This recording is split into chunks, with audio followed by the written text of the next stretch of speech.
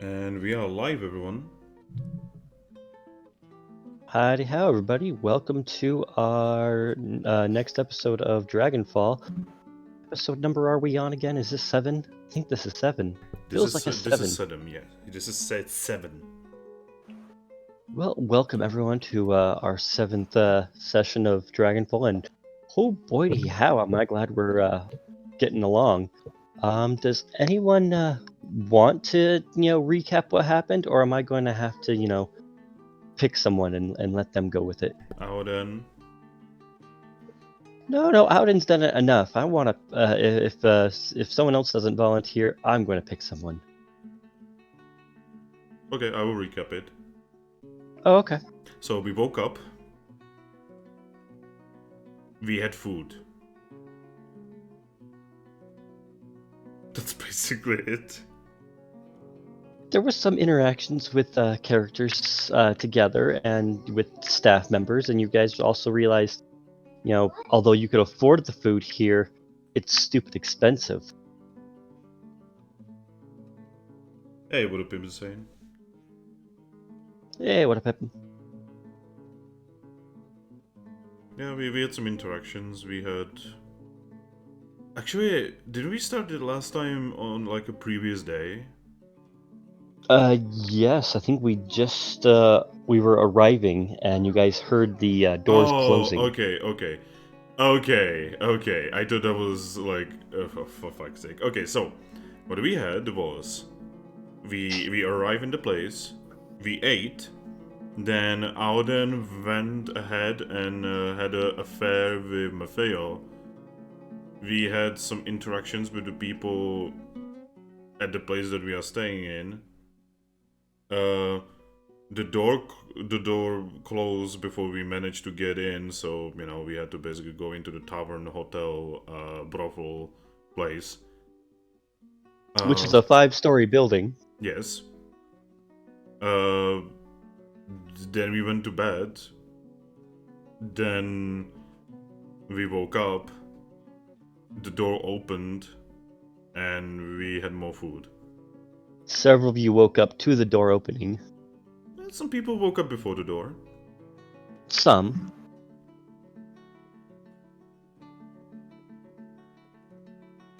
And yeah, we are about to have the awkward moment of Auden and Maffeo having to explain things. That is if they feel like doing that. Anyway, I'm gonna stop now. Anyone wants to add anything?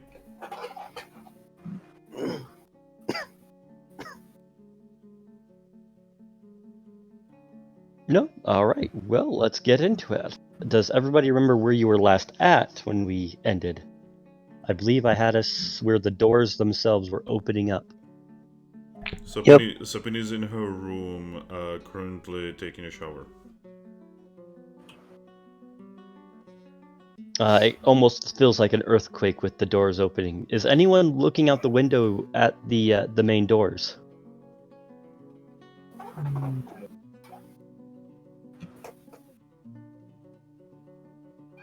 No, Crom's at like center bar right now, so not him. Sapini is too busy to take a shower. She's basically taking a shower.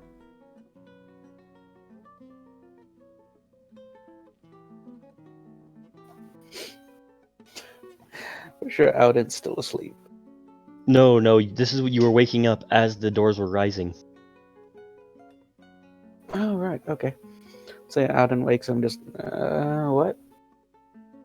Yeah, it feels like the earth is quaking around you. And you're hearing a very loud chunk, chunk, along with the vibrations and the movements. Oh, tell it to come back and kill us later.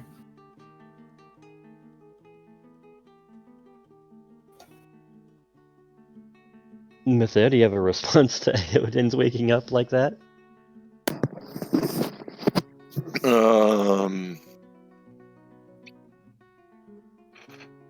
Not really. She's kind of feeling the same.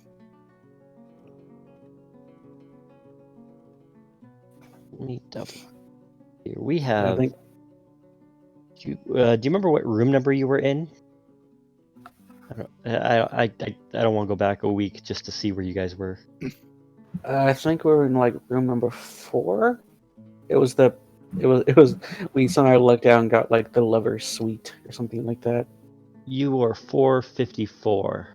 Yeah, that's it. I remember they're next to Chrome. Right. You guys have a window that actually looks out. No, yours looks out to the desert. It's the people with the odd number that looks towards the dwarf mine. Who was in 451 and 453?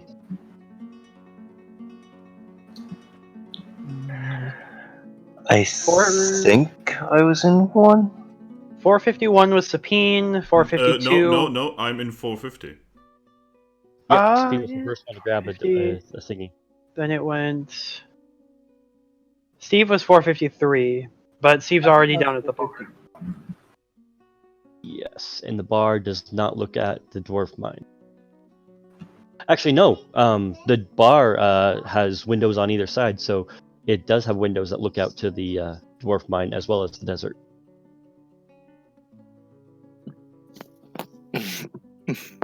So anyone who is in the bar would see through the window that the doors to the dwarf mine are going up when they open.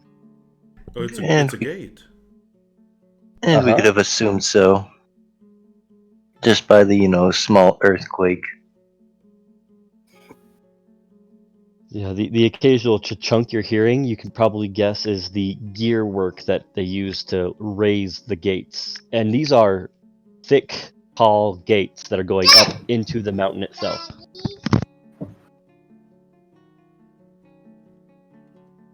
The child demands the daddy's attention. The child.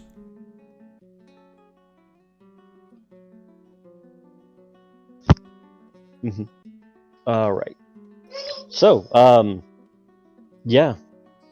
You guys are kind of too far away or too awkwardly positioned to be able to tell like how thick the gates are, but you can definitely tell that those are pretty massive gates that are being pulled upwards. So I'm gonna make a reference here to a game that the music is currently playing from. I bet that they can send that gate down real quickly to kill some goblins. Or, close it in emergencies, but basically. I think they were more meant to stop dragons from invading. Given the size.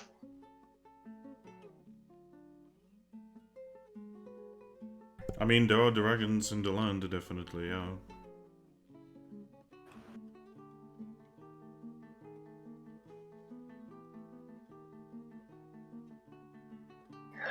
I would just like to see a Tarask versus that door.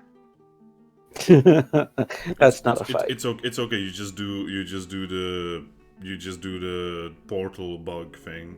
You insta kill it. That's the thing, though. They can't be killed. You don't They can- understand what I'm talking about. They can be wished and teleported away, but that's it. No, you can So- do the teleport bug, which literally in the rules it states that you will basically uncreate it, basically. So there's a bit large misconception, stepping away from, what's going on for a moment, that the Trask can be killed, but it doesn't die, it just goes into hibernation. If you get it to a point where it would quote-unquote die, it just goes into a long sleep until it fully heals.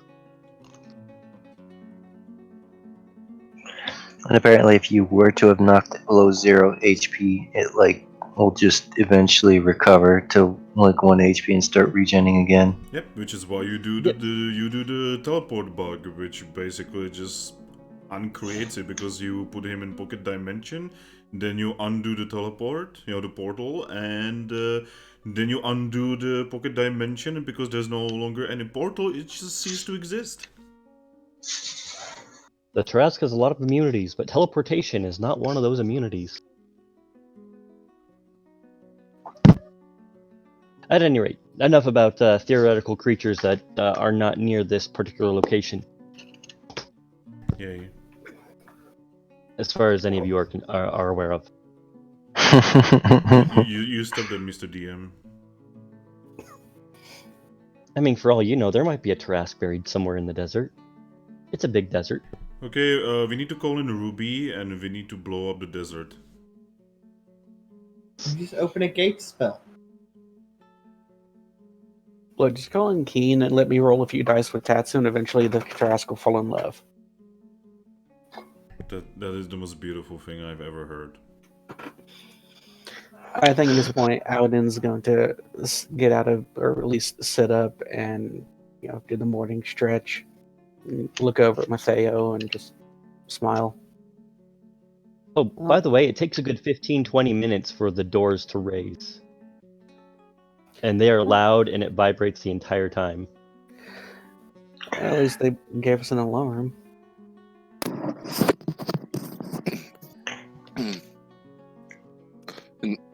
Just a second, gotta clear my throat. Well, you need to take the dick out and then it's easier to talk.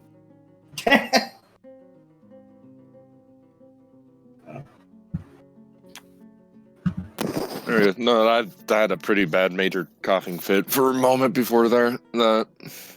So, okay, but I am good now. And Mattheo's just gonna smile and nod. Just could have been more gentler. Aladin opens his mouth, thinks better of saying what he was going to say, and closes his mouth.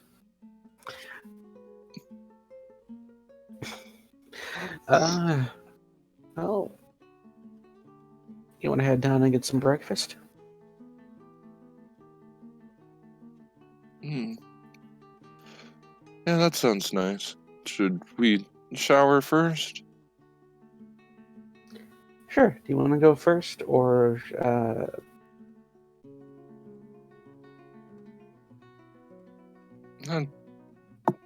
I'm pretty sure the shower's big enough for both of us. fade to black again.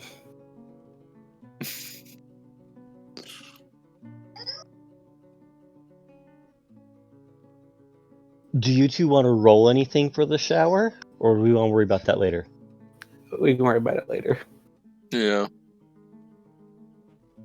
Alright. So, probably what? Another 30 minutes before you guys are out, and it's getting closer to 9 o'clock in the morning. Sounds about right. Mm-hmm. Everyone else has been awake for a couple of hours and are already eating. But is it safe to assume the rest of you are going to wait for the rest of your party to all show up?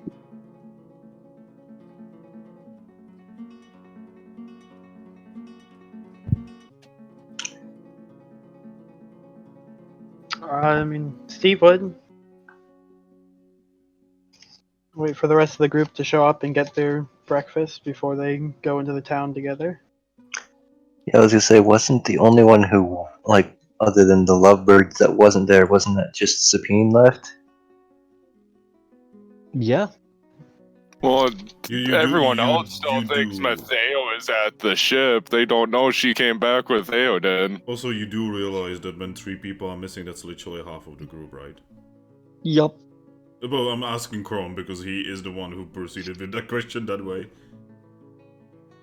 Well, that's what you're saying. Other than the lovebirds, the only one who wasn't downstairs was just Sapine. You just repeated the question, and I will just repeat what I said. Oh no, I understand. I'm just... It's besides the point. Anyway.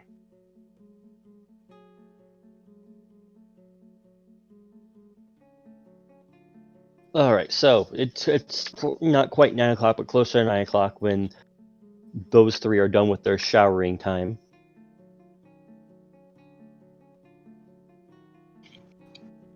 And I'm assuming you guys are making your way to where the food is. Yep, Sapine is just gonna, put on her clothes. And with her friend in a box, as I'm calling it now, she just starts going downstairs you know, basically beelining towards food. As you leave the shower, you do hear a sigh from the gem, and she mentions, I miss showers. She stops, she looks at the person who said it and says, "What do you mean?" Well, I don't have a need or, reason for showering, and I just miss the sensation of water on me. Wait, what do you mean you don't shower? That would be horrible. The gem kind of floats around you and says, I mean, I haven't showered in, thousands of years because I've been stuck in a cave. But you just took a shower with me. I was in the shower with you, yes, but I didn't really get the shower sensation. Well, heck, It's not the same when you don't have skin that feels the heat in warmth. I mean, you have walls. It's kind of like skin. I am a potentially artificial soul inside of the gem. I can tell when the temperature changes, but it's not the same as heat on skin. Oh, do not worry, I already have a plan. A crazy plan, but I have a plan for that. Again, don't make any drastic changes without consulting me first, please. She pats the gem and starts going down. Please, that you realize if you start doing things with me without consulting me, that's basically slavery. What do you mean, slaver? I would be giving you a new life. Well, as long as you talk to me about it first, I don't want to be just shoved into like a flesh golem or something. She raises one eyebrow. What? I have standards. I don't think you really are in a position where you can be a chooser, considering you are basically a beggar in this situation. I'm not even begging. I'm just, asking to talk to me before you do anything drastic. Do you not want to have a body again? I mean, again, if I'm my research lab and it's not a golem you'd be shoving me into.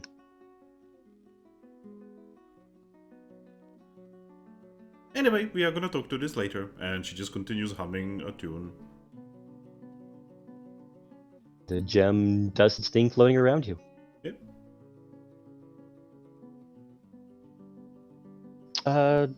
Matteo, Eodin, is it around 9 o'clock that you guys are going to be heading down? Sounds about right. Yeah. Okay. So you guys are going to be headed out around the same time that Sapine is walking out. Oh no. About after she finishes her little conversation, though. Aww. So I think Sapine manages to walk out just after Audin and Matteo leave the same room. Awkward staring. Give me a second, I'm gonna roll if Sapin notices, because it is still morning.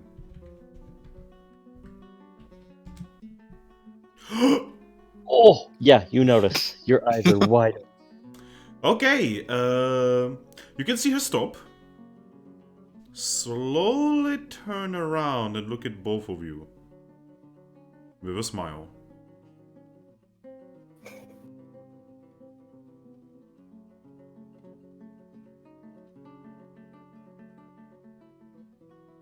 That's not a creepy smile at all, the gem whispers to you.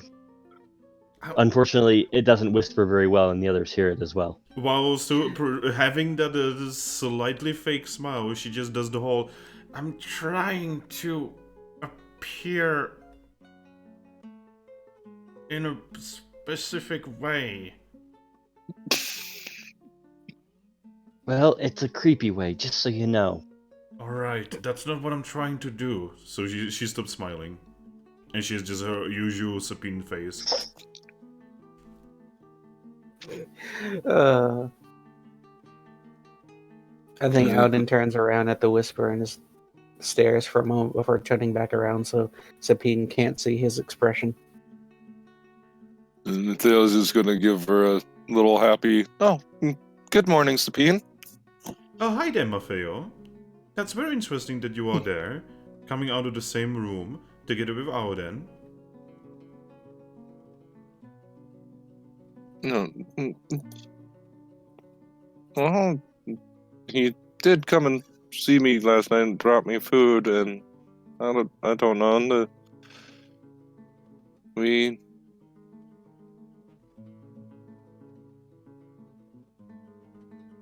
I'm just really happy right now. Uh-huh. Well, I hope you guys had fun, and Auden, I really hope that you were at least a little gentle. Auden has not stopped walking. He's just like back completely straight, walking straight towards the stairs.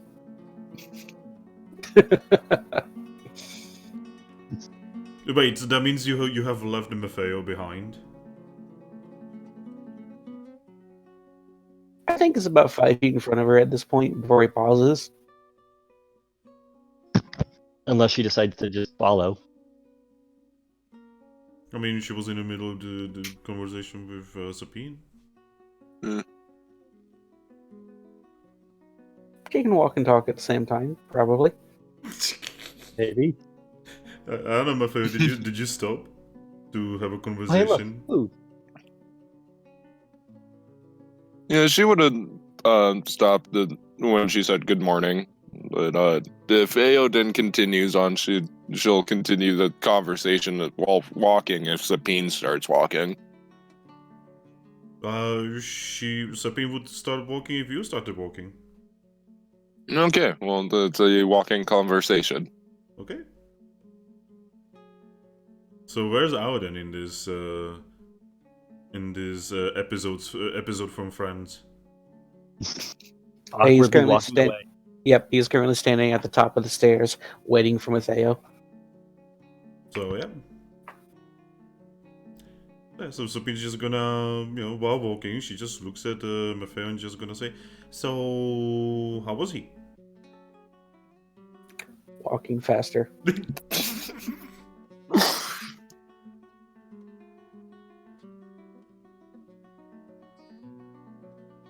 He was really good, real gentle. I could have. Is that a bluff? No, because if I remember correctly, he had the better performance role. Yes, but you're the stronger individual physically between the two of you.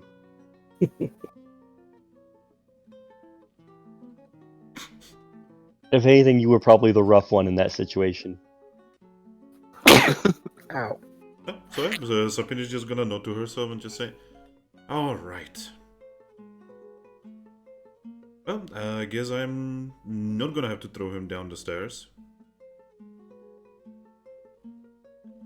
Well, I'd have to stop you if you tried that. He is our companion as well with the group, so. Oh, don't worry, Maffeo. I'm just joking. She says with a smile. The gem around your head floats and says, "Why do I feel like you're not actually joking?" That's the point. Sorry, sarcasm is difficult in your language. I know. Anyway, Maffeo, so you ended up inside. Are you gonna be at a table sharing food with us? She says, No. winking rapidly.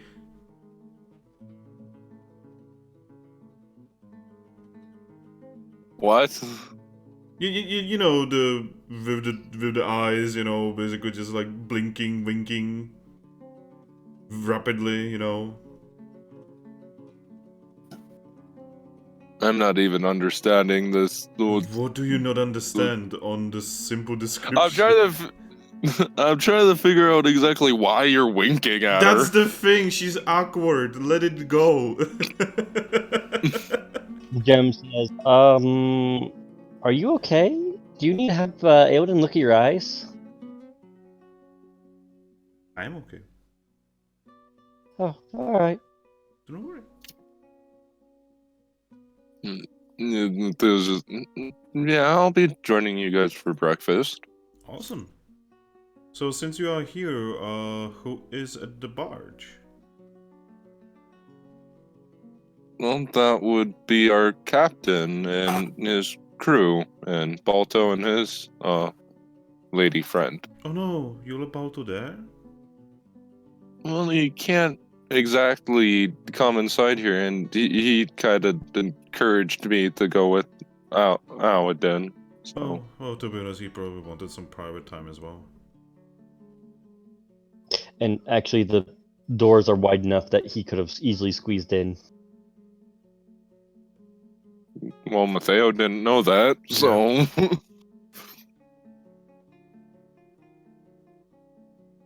She then looks forward. How far away is Auden from us?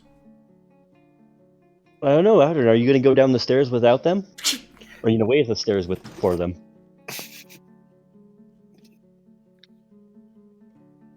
I honestly don't know. I think Aoden is going to try to wait until Matteo gets there, but upon hearing Sabine, he's going to just nope and maintain a steady distance of about 15 feet in front of them.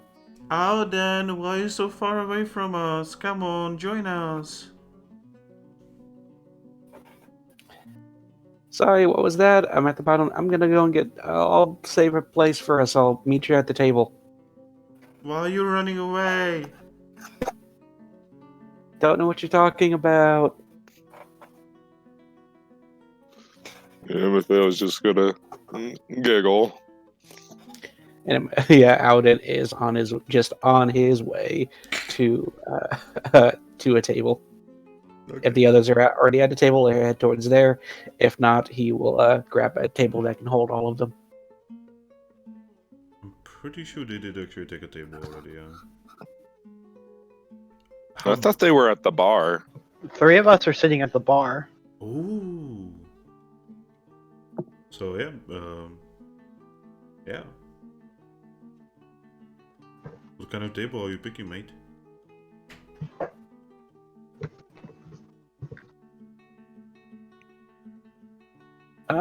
Find one that's relatively near a wall that has enough chairs for all of them.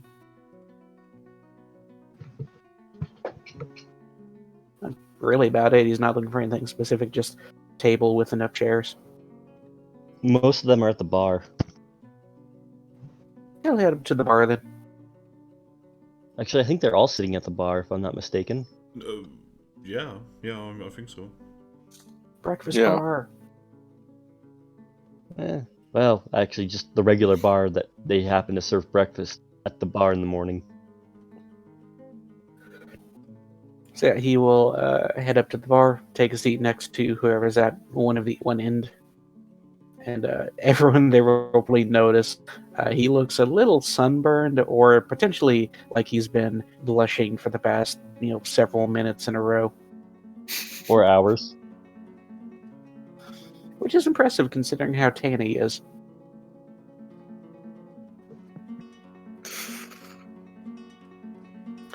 Hey, Well, everyone, you have a lobster Aoden who just sat down and went, "Hey!" Can I do a perception check to notice what they're blushing about? That'd be a sense motive more than a perception. I shall attempt it anyway.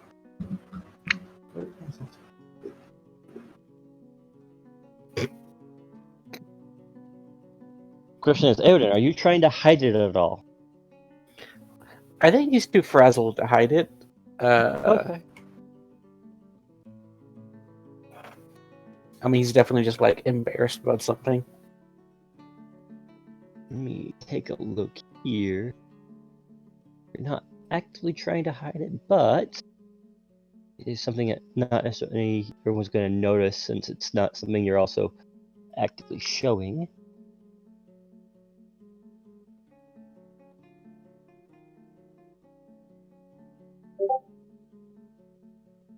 No, you can't quite tell exactly what's wrong. Just that he seems flustered.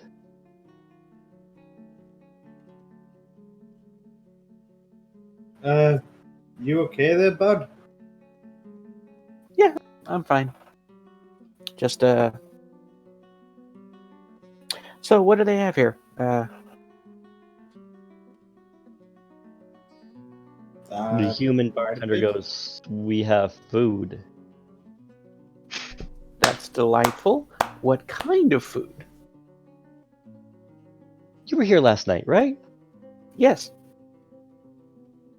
She looks over at the same menus from before. It's like, go wild. All right, and he will go through and let's see. I will type out my order, so I'm not taking him 10 minutes of audio time. But he'll order a decently sized breakfast. Yeah.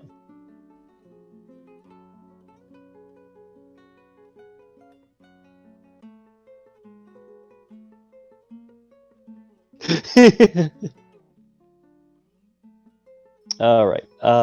Mateo, is there anything you want in particular for breakfast? Oh, I thought we are gonna be arriving now.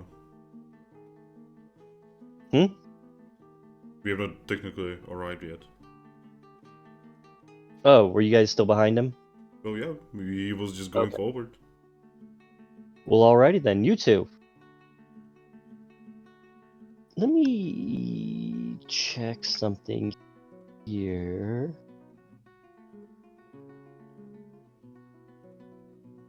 Yo.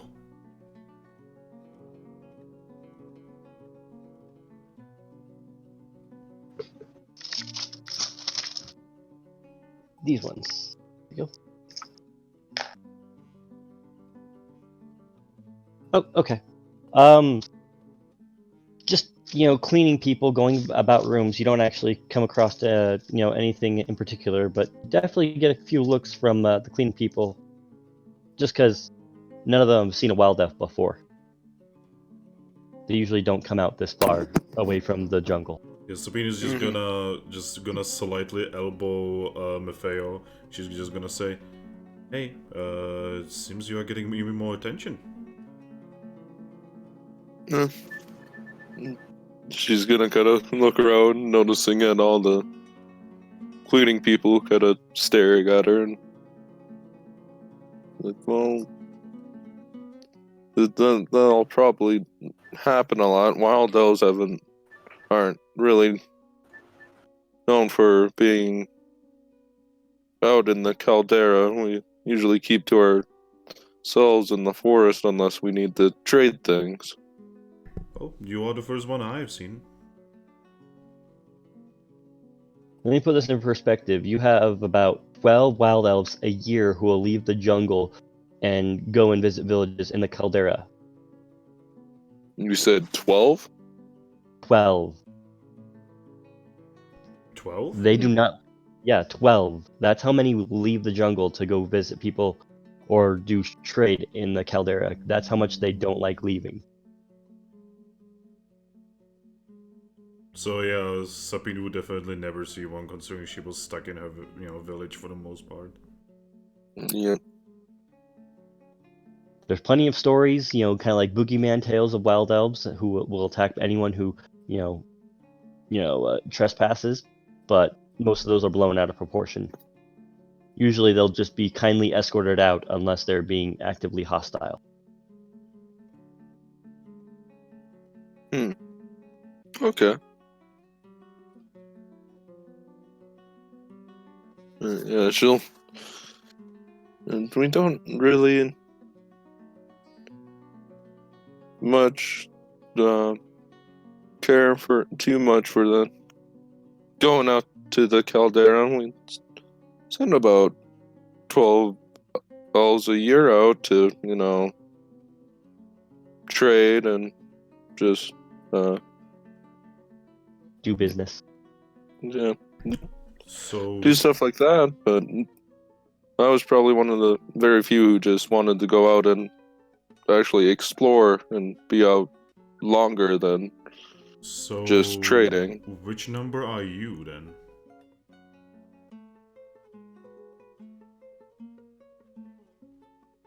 definitely the 13th. Well,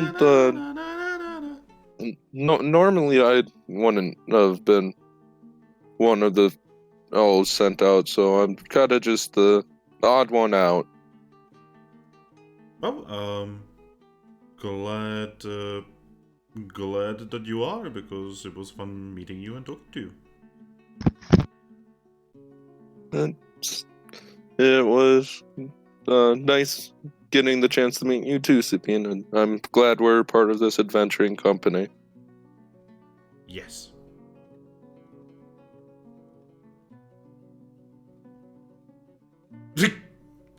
The impulse. All right. That was actually more for Eodin's little order there. Yeah, that'd probably be about the time we get to where everyone else is. They're all sitting at the bar. Is there space next to Arden?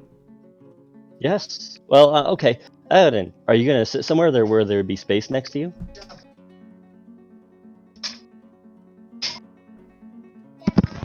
It helps if I unmute.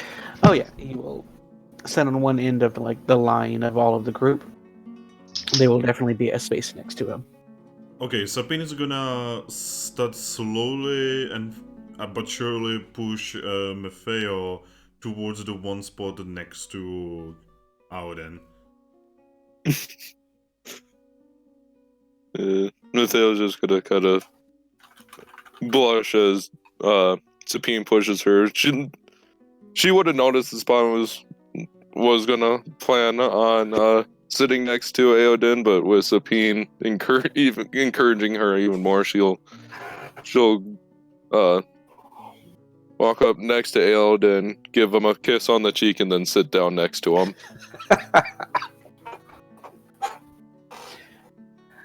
She gets a smile from him in response.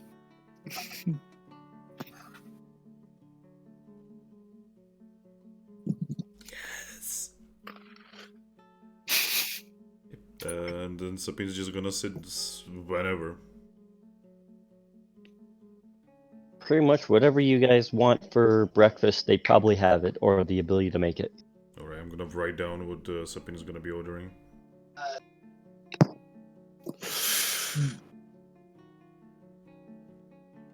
Matteo, are you a simple eater?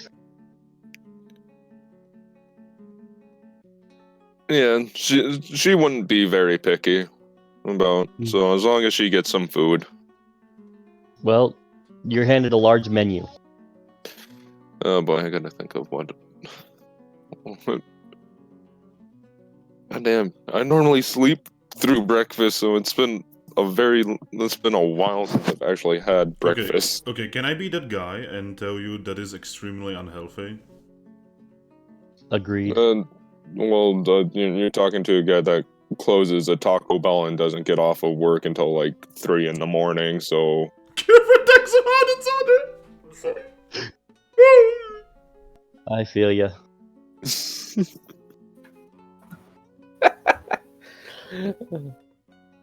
I mean, to be fair, I worked a 12-hour night shift for a while where I didn't get up and I didn't get home until 7 a.m. So.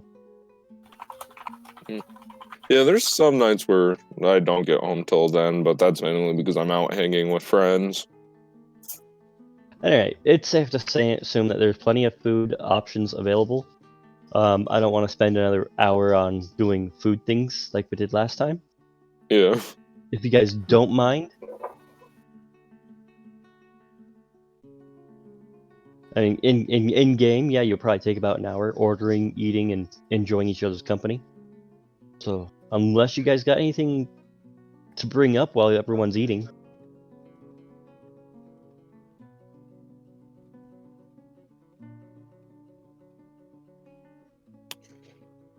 Would Tribal, Steve, and Crom finally connect the dots, because Matteo would be very affectionate with Aodin during breakfast. Not to mention, I have another question. Is Trebal and Chrome actually here?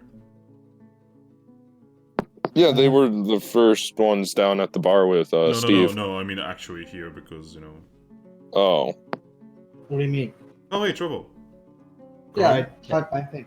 Crom? I need Steve, Crom, and Treble to roll me sense motives. Okay.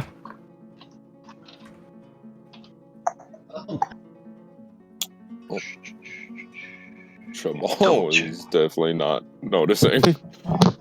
Treble does not care. Steve does not care. Just a second. Steve I need to wouldn't double care check my anyway. bones on that. Sense motive is. Wisdom. Yep, I was just checking my character sheet for what the actual modifier was. Okay. The modifier was the friends we made along the way. Yo. Crom notices. Woot. You know, you may not know exactly what's going on, but definitely Eowyn and Matteo are very affectionate and very friendly with one another. Which you know is really weird for wild elves. They don't normally get friendly with outsiders from their species. I don't think Crom in particular would know that about wild elves. No, that's a well-known fact in the Caldera. Oh, okay. They are almost exclusively passive-aggressive or, you know, towards outsiders. Damn elves. Crom's just gonna kind of give that that same smirk he gave the last time and just shake his head. And then I'm sure by now his steak is gone. Or whatever it was I had him eat. Okay. A breakfast steak. Oh, I love breakfast steaks. They're delicious. I mean, he's Yes. he's a dwarf. I can imagine he would, like, eat a steak with no problems for breakfast.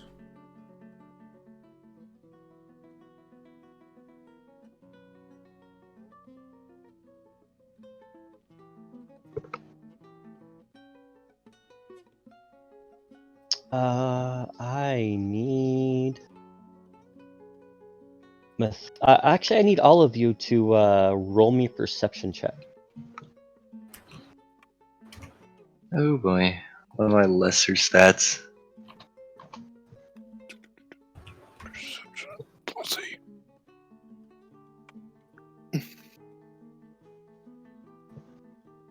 Oh, okay. We see everything.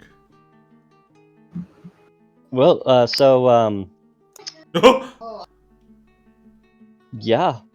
Well, so all of you kind of notice as Eowyn is kind of whispering something. Do any of you know Celestial?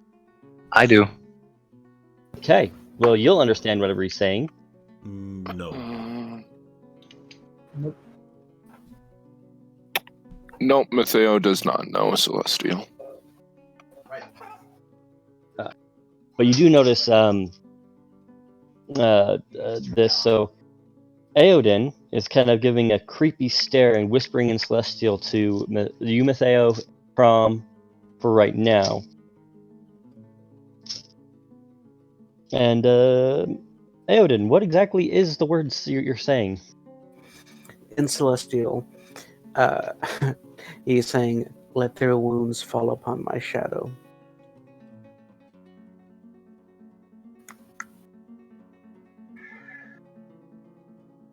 Oh, Crom still has And his. this is a power, right? You were using? Yes. Oh. I will give Prom knowledge religion to identify it.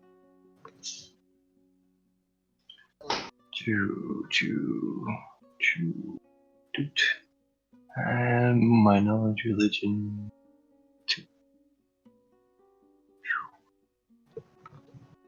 Yeah, okay. You can go ahead and tell Crom exactly what you just did.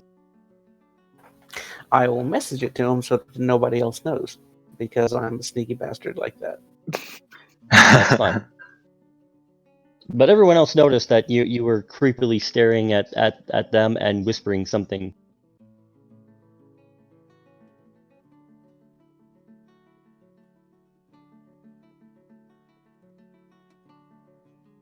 Sapini's Everyone used to, knows. yeah, so Sapini's used to creepy things.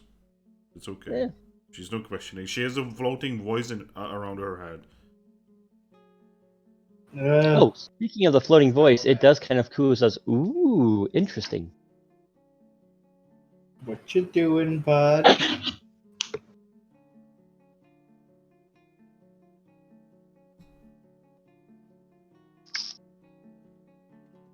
Oh, then I Okay, believe you just just asked a checking. question. Sorry, I Oh. was having the thing to Crom. What was the question again? What you doing, bud? I think questioning tone. Auden shakes his head and says, "Just something I figured out last night, or no, I think it was last night while I was dreaming.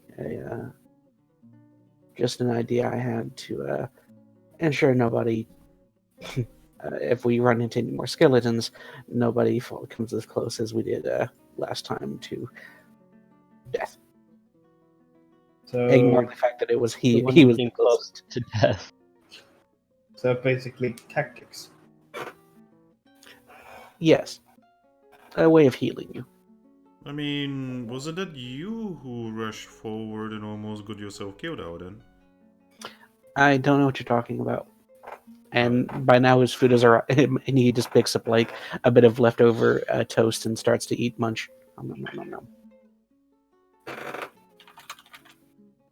A bit unnecessary. Are you sure you don't want to do that for somebody else? He's whispering this, by the way, Auden will lean back in over Celestial. and whisper in Celestial. It's quick, and you're one of ours on the front line. Should anything go down, So you guys are whispering, but you're not trying to hide your whispering. not very much.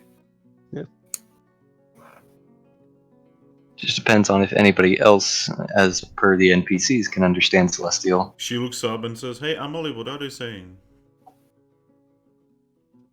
Just a moment. Bartender is right there. Bug! Bartender doesn't notice and doesn't care. Bartender is just bartending.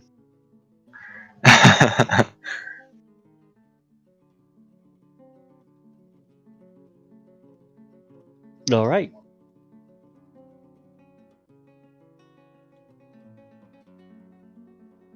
All right. So yeah, you guys are able to finish your food, and it was quite satisfying, quite filling, really delicious, well cooked. So wait, did Emily not answer Sapine?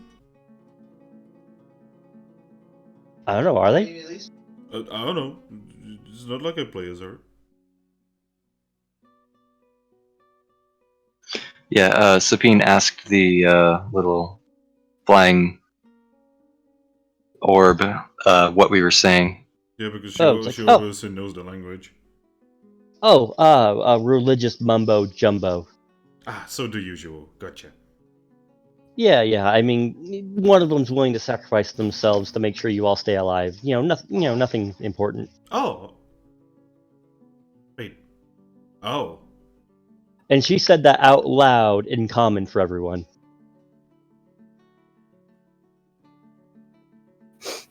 Auden looks annoyed. Yeah, Mateo's kind of staring at Auden now. Oh, was that supposed to be a secret? Sorry, I'm really bad at context. No, it's alright, Melif. I really appreciate it. You're awesome.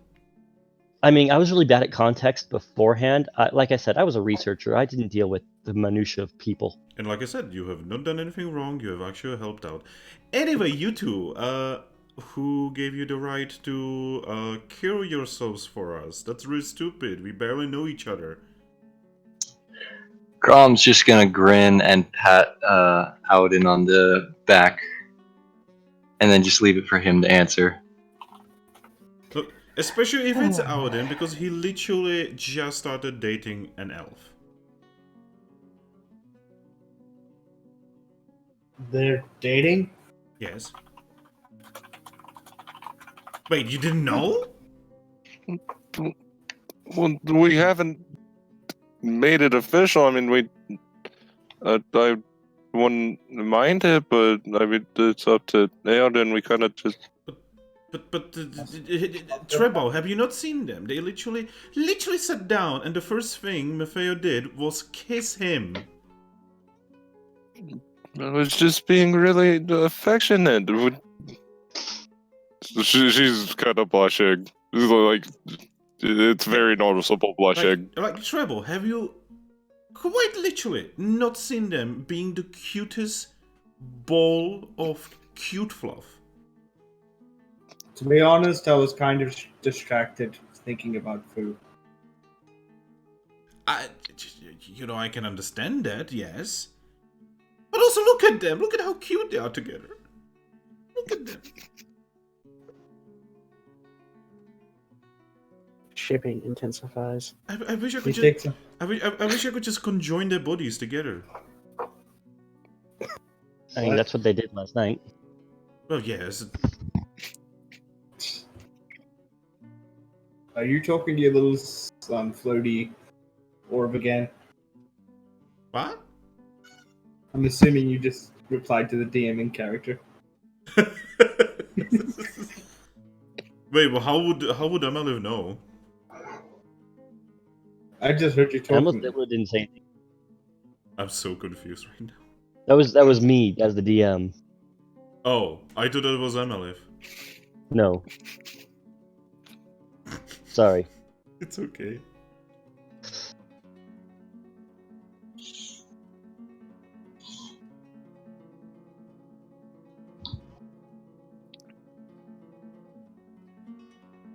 How has Aodin reacted to the talk of him and Matteo being in a relationship?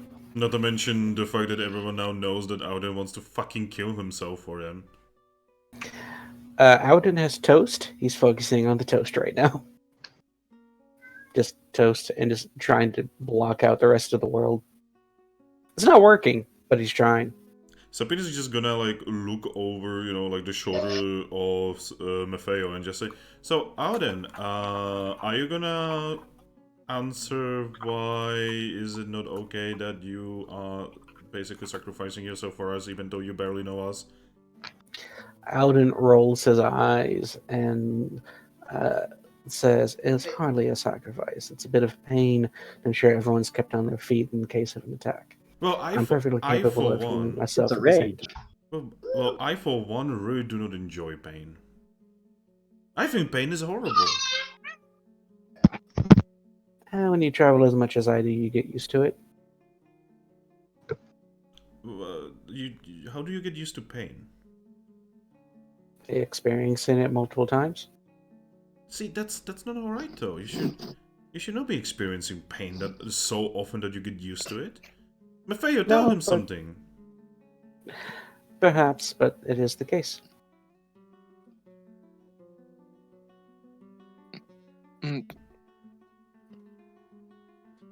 Matteo's not really sure how to approach this.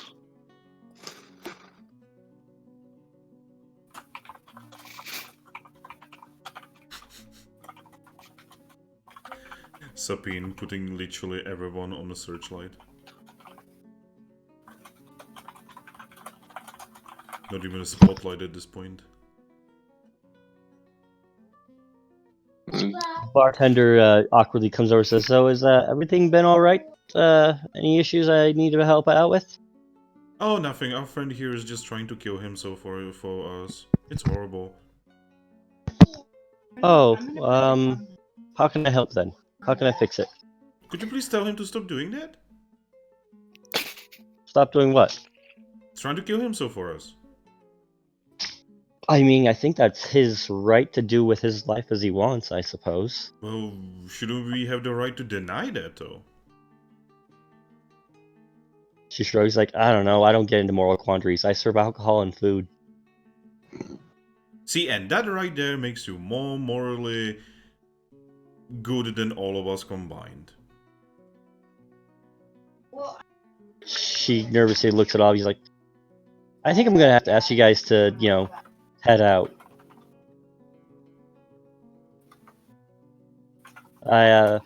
I might have to get my manager because I'm no longer comfortable with you guys around.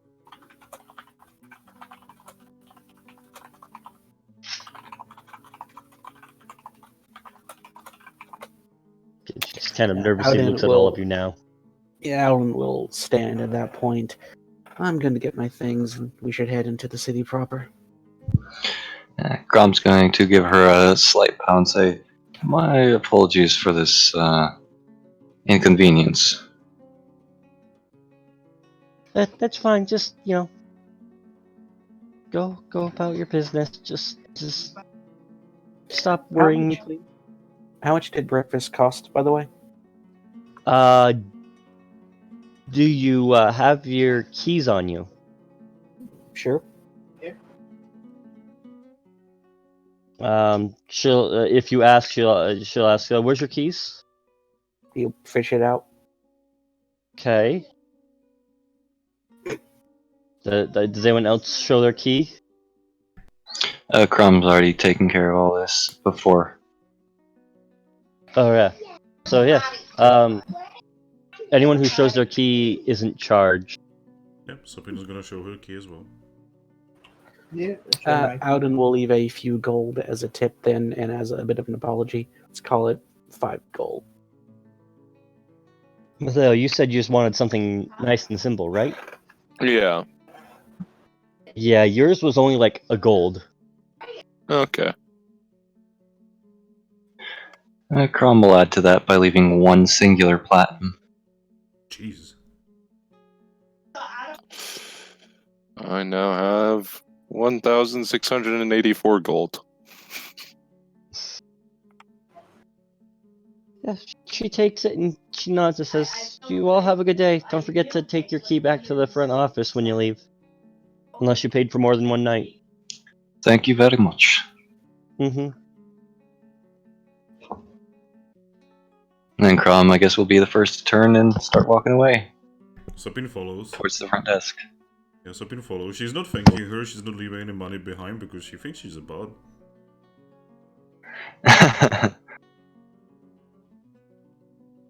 Did you show your key? Yes? Okay, then yeah. She doesn't question it. It's like, yeah, she gets it. It's just you've now made things awkward at her bar, and she's not the experienced bartender. The last bartender literally was like pretty chill, after a fucking huge ass dragon drop in front of his bar. Like, she needs to mend the fuck up. Well, she's also like only been at this a few or not long, and he was a former adventurer. So Good. there's a difference there. Good. Then this is gonna be experience for her. She should probably like set the thing on fire.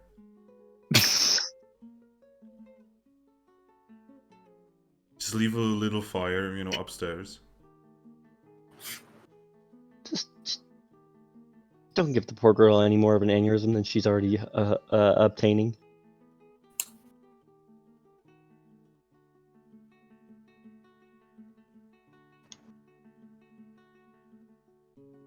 All right.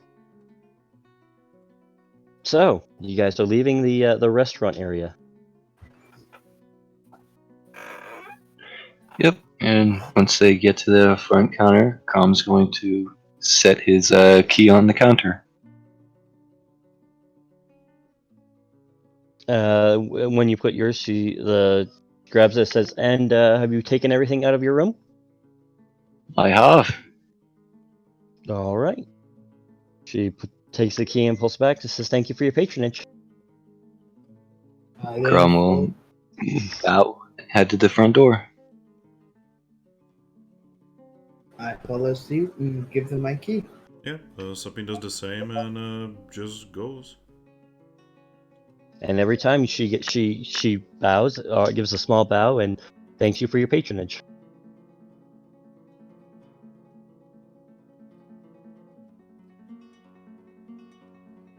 She gives a cheeky wink to Odin when he comes by. Says, "And we won't charge you for the extra person in your room this time." He just gets kind of a faraway look and says, "I didn't think of that. I'm sorry. And with that, he just kind of pauses with that 1,000-yard stare again before just shaking his head, waving, and after he turns in his key, and he heads on out with his pack.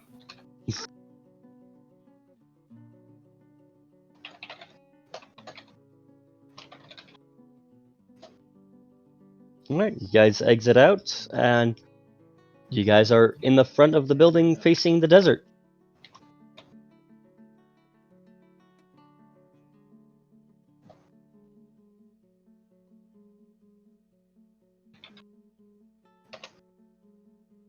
Steve, are you here? Yes. So, are you there with us? Yes. Sabine is gonna look at Steve and say, "So, are you alright, Steve?" Yes, my friends. Oh, you have been awfully quiet. Well, none of these conversations have been of concern to me.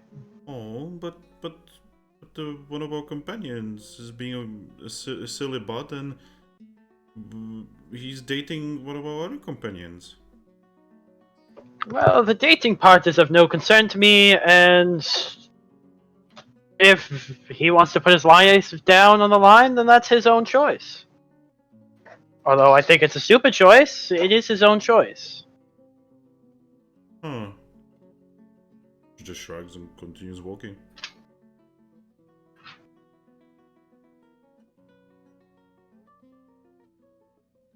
I'm guessing you guys are going around the building to go towards the entrance. Yep.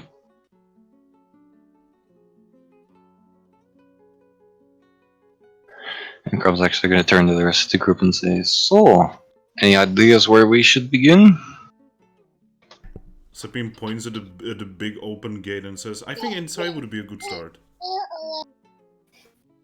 Well, I mean, more specific.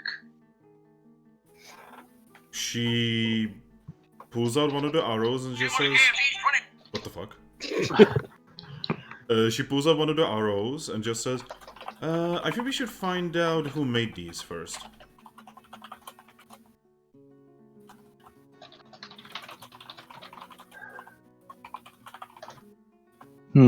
I suppose a blacksmith would be a good idea then. Hi. Well, you two are dwarves. Do you by any chance know any blacksmiths in here? Maybe any famous ones? I know my mate back in the other town, but no one here. What about you, Crom? Yeah, I was to say, I don't think I would know anyone here or have been here either. I'm gonna say it's a hard no. Um, if anything, there is a bitter rivalry between the dwarves from your mine and the dwarves from this mine, bordering on the rivalry, bordering on the wages of war Oh, fuck. type rivalry. Nice. I guess then, in that case, Crum's just going to shrug and say, "It's a lot more complicated than that." So the history you guys would know and what you would believe is that some time ago the two mines were part of the same community. Something happened, but no one's quite sure what exactly, at least on your guys' end, and they collapsed the mine. And there's been no communication between the two mines ever since the connection between the two was collapsed. Like, not just collapsed, but like they almost tore down the mountain between the two just to collapse the mines. Did they, like, piss in the other person's cereal? Again, no one's sure what happened exactly. It was just, someone said something bad, and all of a sudden, one side or the other is destroying a mountain to close them off from one another. God damn it. No one's even sure who exactly did it. Everyone blames the other side. Yeah, so Sabina's gonna pull out the other arrow and she's just gonna be like, "So, many of you want the other arrow in case we need to split up or something?"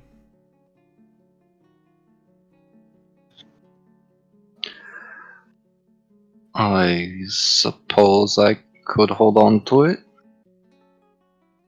Okay. And she just offers it to you. He'll take the arrow and put it in his backpack. Okay, write down masterwork arrows with distinct runes. Got it.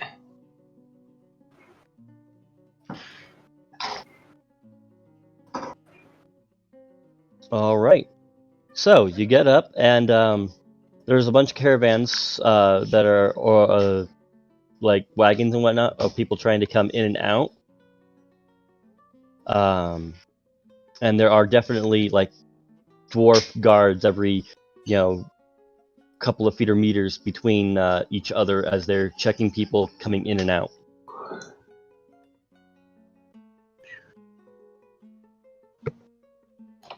So it's almost like 10 o'clock at this point. Okay. So, can we see any like normal groups of people? Like just like solitary people who are going through as well, who are not part of any caravan. There's like a few groups, but there aren't really anyone you can tell who's alone. It's most people are in groups of 2 to 5. Makes sense. Unless they're part of a caravan. So these groups that are totally not part of caravans, are they checked out as well? Yep, they're in line as well to get verified and confirmed passage in. Well, Sapir is just gonna start walking towards one of the checkout guards. Chrome will follow. As soon as you start, and you're ignoring any line that's there? Yes. Chrome will stop at the back of the line. Yeah. As soon as you start approaching, one of the dwarves goes, "Oi, back of the line." A line? And he points to the line of people right next to you. Oh! Sorry. And she just goes back. Come on, Steve, you can sneak in now. What? Steve doesn't want to sneak in.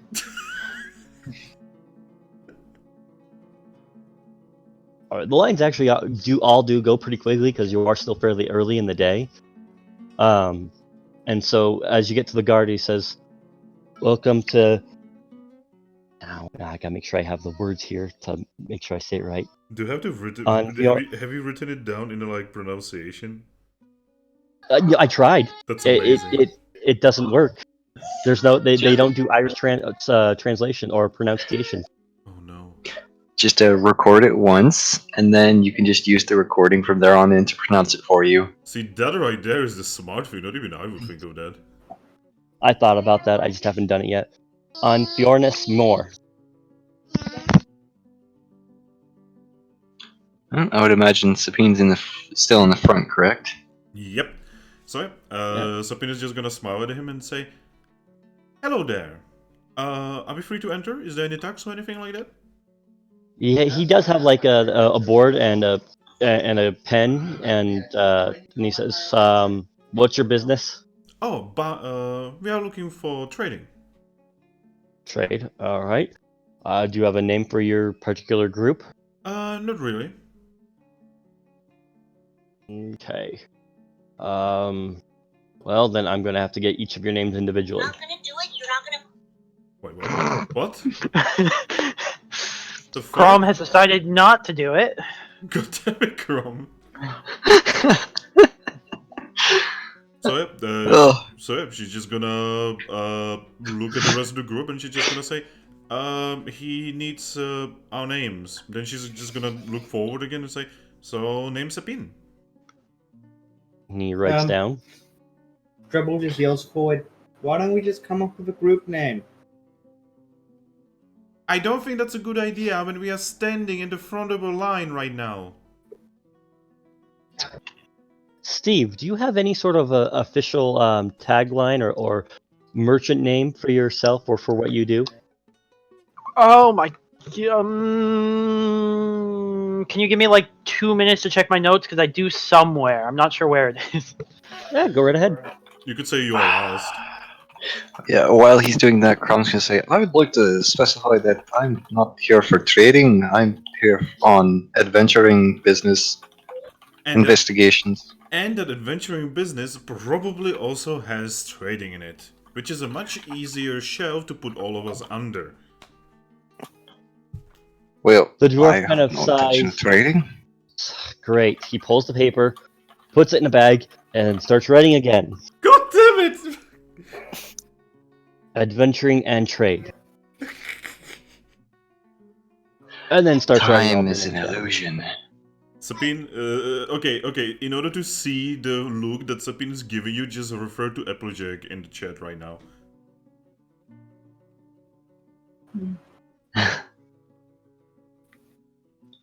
Yeah, she's just gonna turn back to the garden and just say, I would like to apologize. He's like, it's not the first time it happens. Would We'll just have to. the skiff be visible from where they're standing? So the corral where the skiff is visible, yes. Okay, yeah, Mathea would be just looking off in that direction to see if she can at least spot Balto. Oh, let me take a look here. Roll me a perception check, please.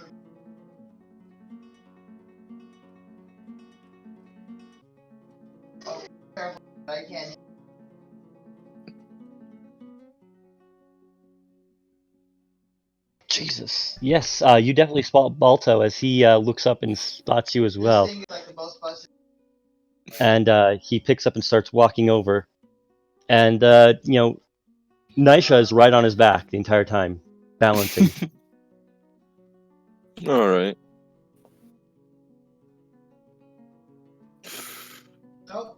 And she's just patiently waiting in line next to Aladdin for Balto to get there. She doesn't want to leave the line. So, As soon as Balto arrives, with the girl goes, Whoa, is this beast with you as well?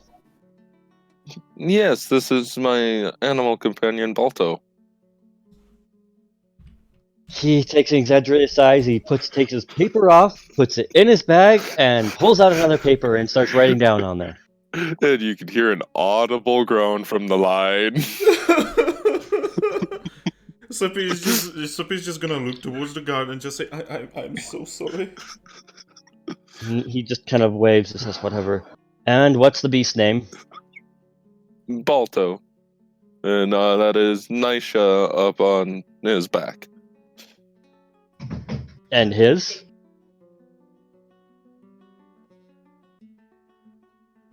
Huh? Sorry, I didn't hear you say Balto. So. Yeah, he said that's Balto, and on his back is Nisha. Okay, sorry.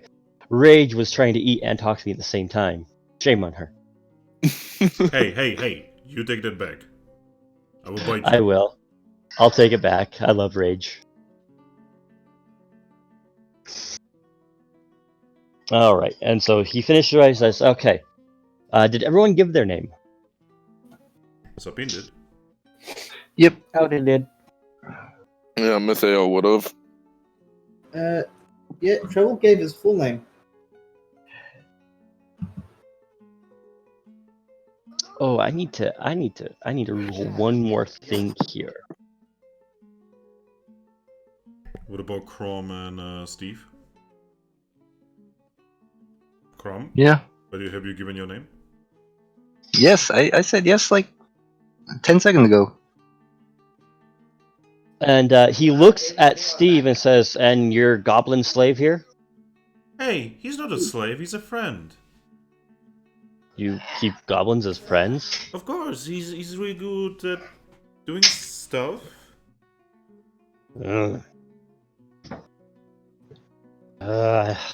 I'm gonna need to... He starts writing on the notes, like, nope, not getting another piece of paper, it's fine, I already knew about the goblin. Okay, I need to know about his capabilities and what his purposes in your group. Oh, he's basically our trader. You let your goblin do your trade work? She turns towards Steve. Steve, would you please show him how good with your mouth you are? Audible groaning from Kron. Mostly because Sorry, I he was knows just, the racial hatred very, very, very, very well. Sabine doesn't realize, by the way, because her family was always... Her village was always with greenskins. Yeah, I was trying to find my notes on him, but I can't find them at the moment, so I'll just come up with a stuff for him. My dear friend, I may look like just a goblin, but I have many a travels under my belt. You may call me Steve the Trader. I usually go around in a galleon of sorts, but lost it a long time ago. He kind of sneers Believe, at you and says, "I'm believe, so sure." believe the galleon was called Nightwave. I'm gonna have to go back and remind myself of it. It's been several years since I've seen that vessel. Whatever. Anyways, Goblin Steve. Okay, and no applicable skills of concern, and does trade. Good luck with that. Isn't being a trader an applicable skill? It's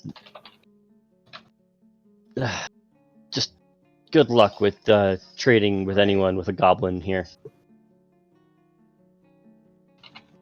She raises her eyebrow. And he waves to him and says, "You're good to go." Alright, and she just walks past him.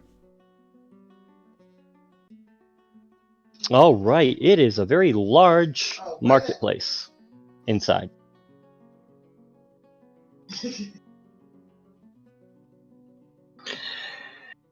Well, Crom's gonna start by searching for the first nearest blacksmith, I suppose.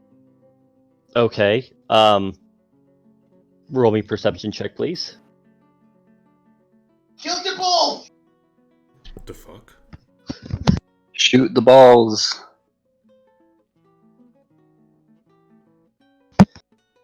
Boyfriend doing Dark Souls with a friend and got excited. Oh shit. All right. Okay. That's fairly good, and you're pretty astute. There are 6 obvious blacksmiths in the area. I guess knowing that there are Each one multiple. of varying quality from the outlook. You can tell that each one, probably excels at different things. Do any of them look like they excel in like ranged equipment? Like crossbows and shit. 2 of them seem to have prominent ranged weaponry on display. Okay. Seeing those, he'll turn to Sapine. Seems like there's 2 that are manufacturers of some sort of ranged weaponry. I would guess arrows. If you want to go try one, I suppose I can try the other. Yes, we should split up. That way we can cover more ground anyway. And hopefully we'll be able to find out whoever made these. Should be easy. And we can meet back here in say an hour or 2. Yeah, I agree. So who's taking Steve?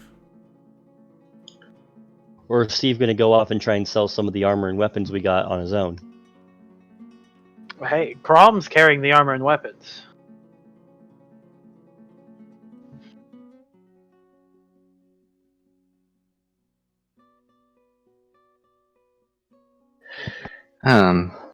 Well, technically the armor and weapons are actually still in the giant chest, which is in the carriage, which is on the skiff. Oh, well, guess we're not selling those. Oops. No muff today. Which may be a blessing in disguise. I have a calculator on me. So do I. I had my phone on me, but that didn't seem to help that much. I also have the list of things that they will buy for what prices, so... Nice. And then I suppose Crom will head for the... Well, is there like one on the left, one on the right, or like one far, one close? How are they like positioned? They're both within easy walking distance.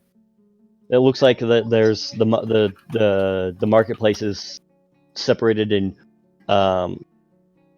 like group areas. Like the blacksmiths are all together, the potion makers are all together, or sellers. The Okay. general adventuring stuff. Okay, better question. What are the names of these shops? They're named after the dwarves who run them. God damn it. Okay, so what are the names of these shops? The two in particular that specialize in ranged. Yeah. Yep. Grab here. I think I just accidentally called Striker not having these names. I'm sorry. Just take in a moment. It's fine. I'm It's sorry. fine. Man. I'm sorry. There's nothing I wrong can with imagine it. with such a big city, I wouldn't want to keep everything open all at once either.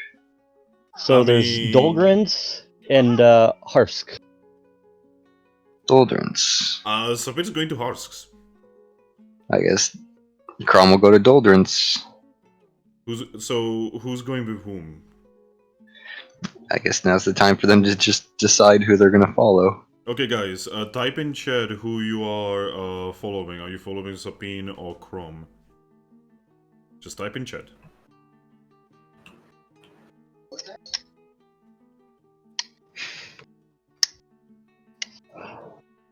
Or are you going off on your own and being, a pain? Hey! Don't tell them what to do, Mr. DM. Hey, I'm just supplying the options. If Steve wants to get himself in trouble, he totally can. I mean, that's how Mateo? Steve? they're thinking. Really quick, so there is one more thing about the marketplace here. It's very big. It is in a large cavern, and kind of towards the back and high up in the cavern, there is an ornate balcony. Yeah. I put a point in nobility. Could I roll nobility? Yes, you can.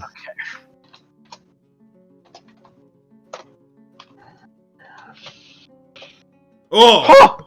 Oh! Alright, what do I know? So that is where the dwarf king will come out and overlook the marketplace and kind of just the whole area. But that's definitely the balcony that's connected to the throne chamber for the dwarf king here. Okay. Would I have any information on like his name or anything?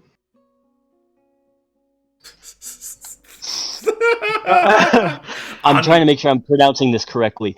More grim. Oh, what is this, Total War Warhammer? Alright, guys, he's gonna have a two-handed hammer and he's gonna be riding on a throne that is being carried by 10 dwarves. He is King Mordgrim. He's been on the throne for about 21 years or so. His father had died of old age and sickness, and he took over rather abruptly. And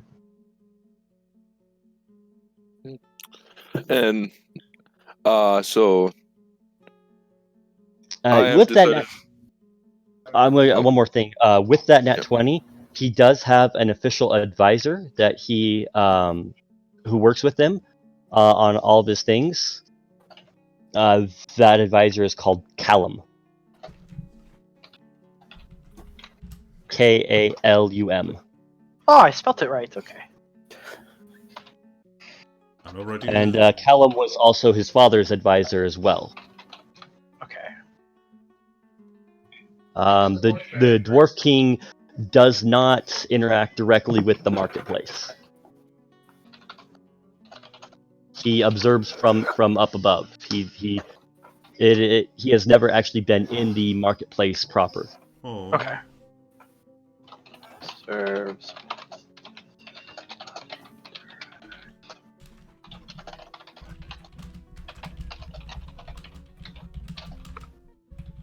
So, okay. Do I recognize this balcony? Yes, you do. Wow. I think everyone sees out and just kind of stop mid-stride and stare up at the balcony, looking slightly confused but intrigued. Ah, my friend, have you heard of King Morgrim yourself? I can't say that I have. Well, from what I've heard, he's quite an interesting fellow. Always staying up there. Never leaves the balcony, does he? No, from what I know, he's never been down to the marketplace proper. He uses his advisor for that. Callum? Yes? How would you know that? I have interesting dreams. Oh no.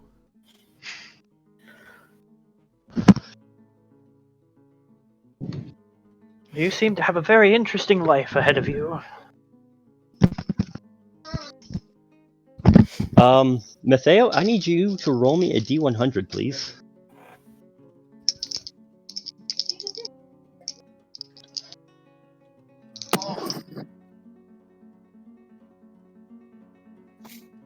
Okay, we'll get to your nonsense a little bit later, Matteo. By the way, Okay. Chrome and Steve still need to pick where they are going or what they are doing. Well, Crom is going to one of those places. Oh, going okay. Yeah, I was gonna say, I'm retarded. I literally intentionally chose the one that you weren't going to. No, it's okay. I'm retarded. It's okay. It's okay. It's okay, I'm retarded too. No, I'm more retarded than you. But Steve, who are you going with? Neither of them has asked for Steve, so he may go off looking for information. I need you to roll me a D100, please.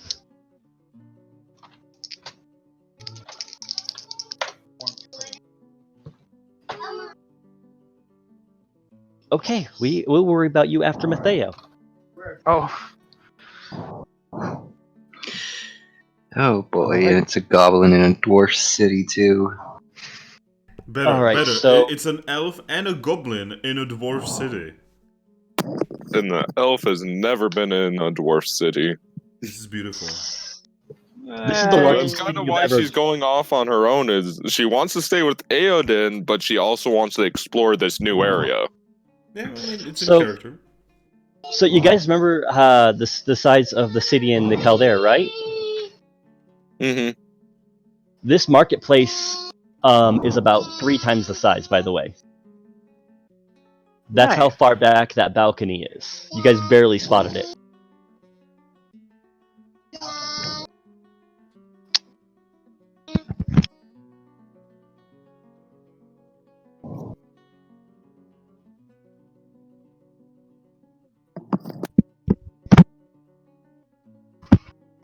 Alright, I'm going to put a line here, and I'd like everyone to tell me who they're going with. And I'd like Sapine and Crom to say what which place they're going to.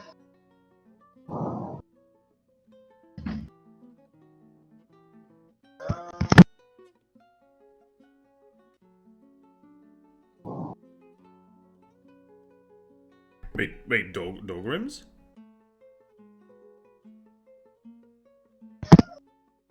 Oh yeah, one of the places was called Dolgrim. Grin. Oh, it's Dolgrin.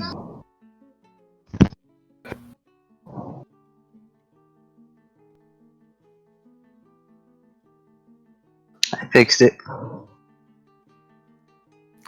I don't even know if Aodin would notice Matteo going off on her own, but he probably would. Roll it.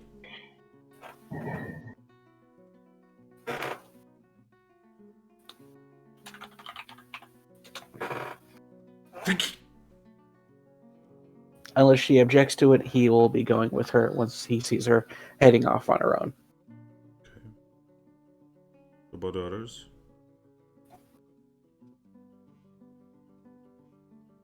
Okay, so Eodin's going with Matteo. All right. Sorry. Treble, who are you going with? Fiend. Okay. So Crom's going by himself because Steve is going off on his own. All right. So we are going to go with Crom first. Alrighty.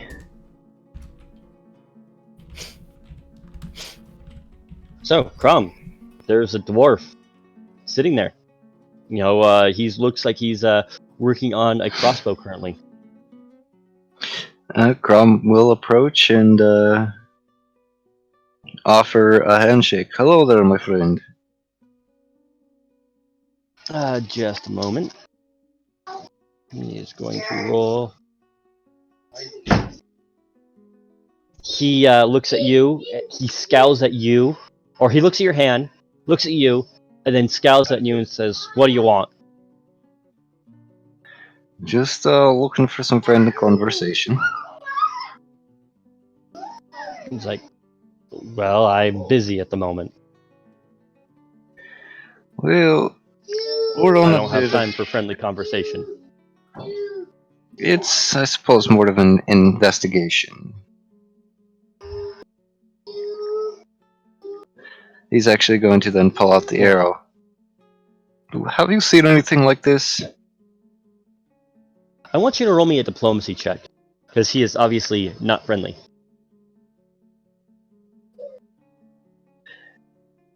No, I wasn't trying to copy Oreo's gamertag. Or not gamertag. The thing. Nickname? Nickname, yeah. Or tag name. Okay, what is my diplomacy? Do. Okay. Man. If only we had leveled up before this. It's not the worst it could be.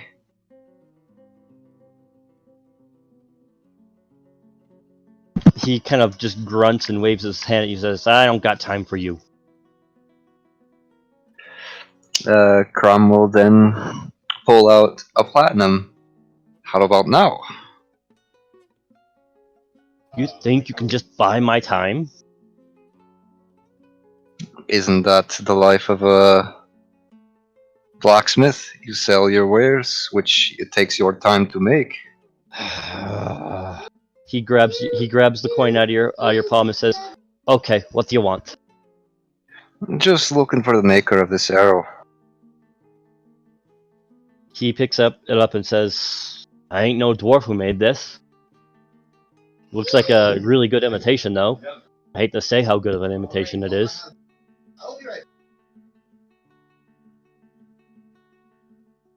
But you could have. Are you saying you couldn't have told that the dwarf didn't make this? What kind of dwarf Well- are you? I know the dwarves well- from your mine are not that bright, but seriously, I thought you could at least recognize something from your own species. Yes, I could notice. It's so not so much that I didn't notice as I have no knowledge of your city, really, as little as you know about my city as well. So I have no idea if you have human craftsmen working among you.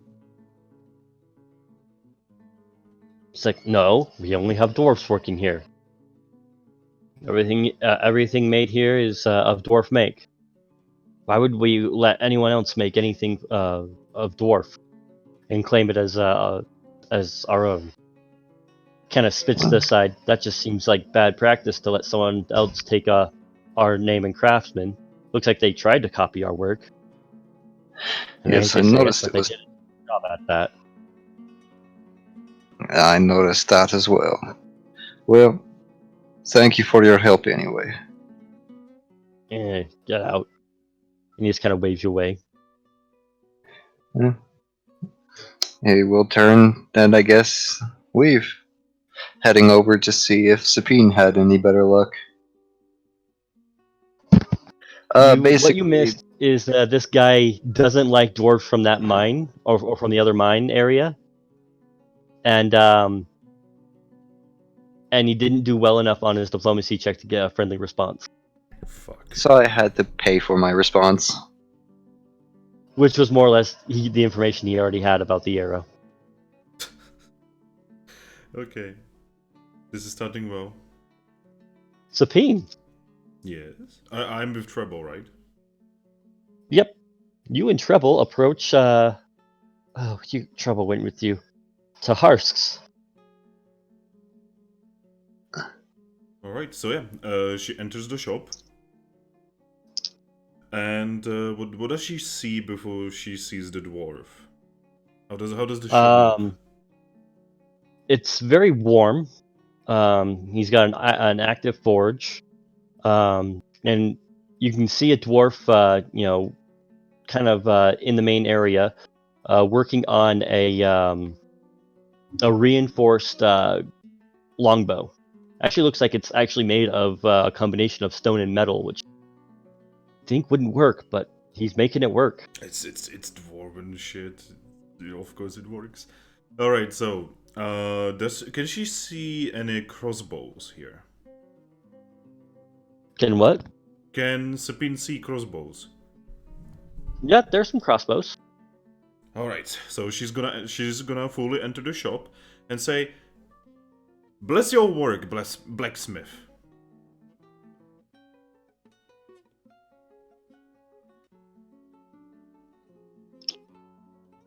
I'm not sure if is anyone else having issues hearing Finn there? What? You cut No, out. I heard him just fine. That has to be on your end, mate. Let me. Ah, fuck. Oh, well, there he goes. Here comes the technical difficulties, except this is with the DM, so that's the worst possible thing.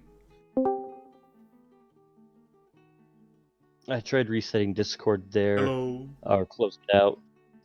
It was cutting out for a lot of people otherwise, but I'm showing, yellow and green, so I wasn't sure. Okay, so can you hear us now? Yeah, you're coming through clear now. What I'm saying says that the stream is okay on his end, so yeah, that has to be on your. Yeah. Alright, so she, fully enters the shop and she says, "Bless your work, blacksmith." He looks up, says, "Aye, what can I?" He kind of then looks at Treble, and then shrugs and says, "What can I do for you two?" I would like to buy a weapon from you. Okay, well, what would you like to buy? Do you have by any chance a crossbow for my size? He nods and says, "Aye. Any particular specialty or specifics? Oh. Basic one or masterwork?" A masterwork crossbow for me, and a pack of bolts. He nods and says, "Okay." So, did you say you want just a basic or masterwork? Masterwork. Masterwork. I need.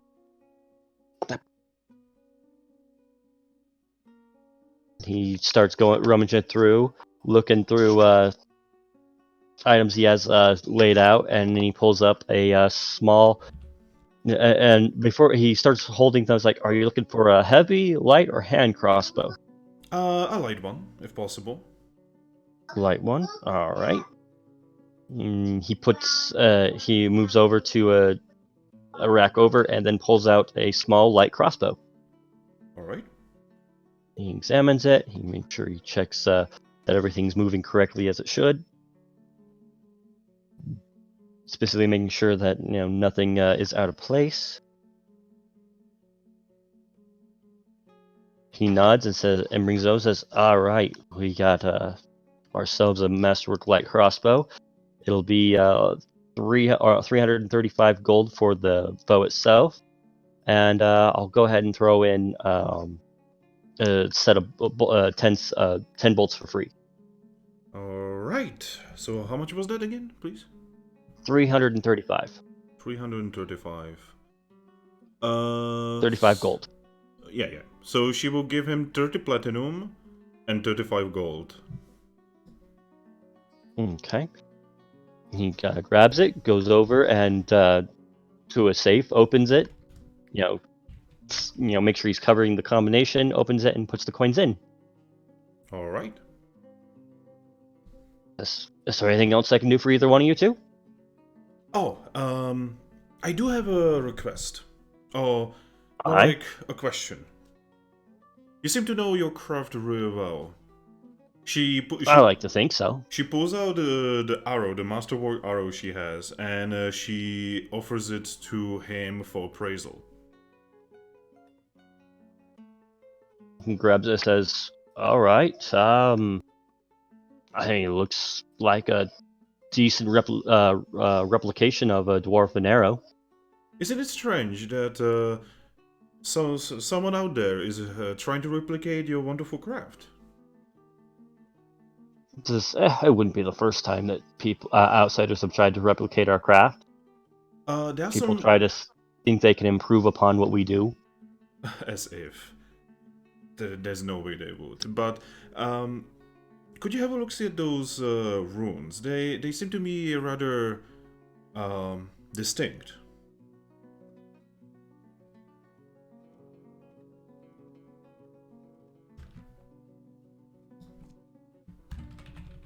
Try something, because for some reason you're still cutting out for me. What? Is anyone having this problem? No, I'm not having any of that problem. Nah, I think his internet's just being buggy. Striker, no. Yeah, no problem on my end. We've been having issues with our internet. Can you hear me now? You are suddenly You- really you- quiet. Yeah, you got really Choking my quiet. phone. Oh, I think my other one charged. Oh no. I know how terrible it is to have like internet problems now. Also guys, Sapin finally has a weapon. It took this long. Woo! Now you just need to enchant your bolts with penetration in case we run into armored targets. It's a crossbow. Oh yes, but they still have limited armor penetration. That's more than a normal arrow. True.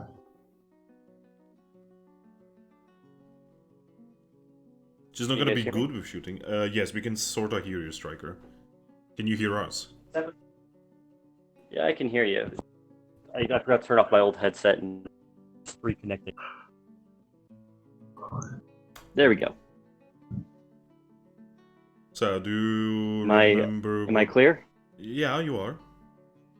Okay, you were having him examine the crossbow or the arrow, right? Yeah, she said, isn't it, they had a conversation about, like, someone out there replicating, the craft of the dwarves, and she implied that, like, there's no way someone would improve on a dwarven, lethargy. And he laughed and says, not much chance anyone would be able to improve upon it. These blokes got close, but there's just those obvious notes that they weren't made by dwarven hand. I mean, the quality's not bad. I mean, it's excellent quality. It's just they tried to imitate a style that's not theirs, and it's just enough off. Although it's entirely possible they may have been directed by a dwarf for this.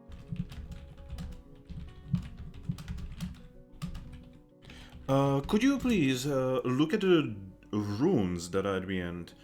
They seem to be rather distinct. Would you by any chance know what kind of what the name that is, or maybe if that is a symbol of some kind of blacksmith out there? Well, that's what is getting me, is that it's a definitely a symbol for us. We're here in the mine. It's the signage that we would usually put on mass-produced items. But I don't recognize what dwarf would have done this, mostly because it doesn't have a personal signature.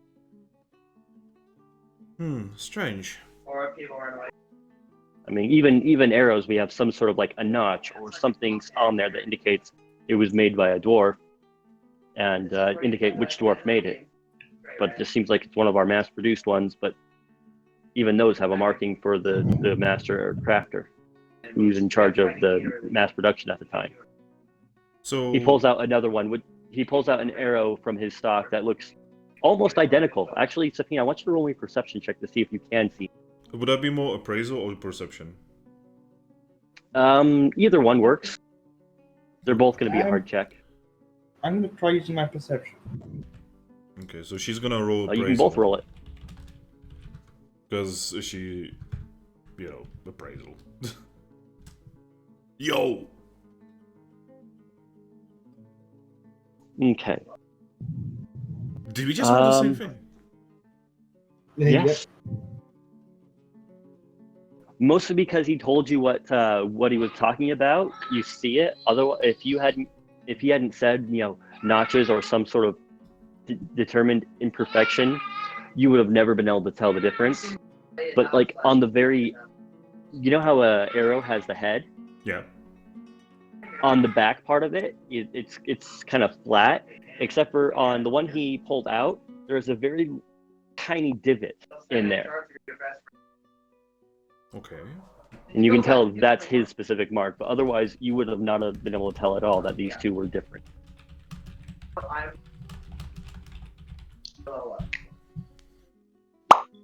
All right. So.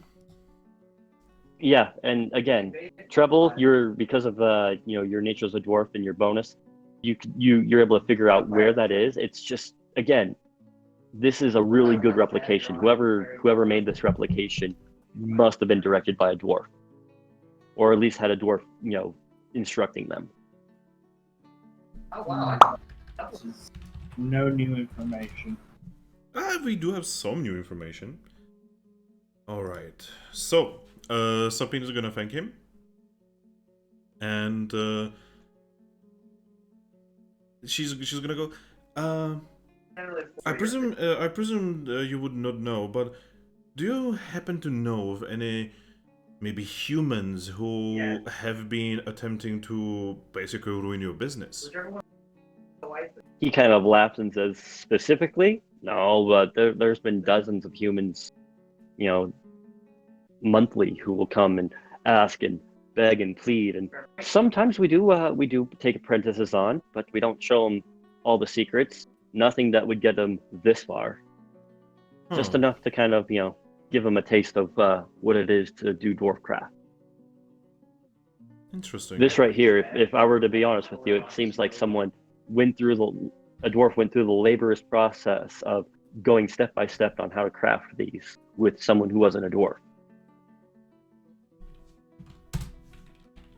And that's a big no-no.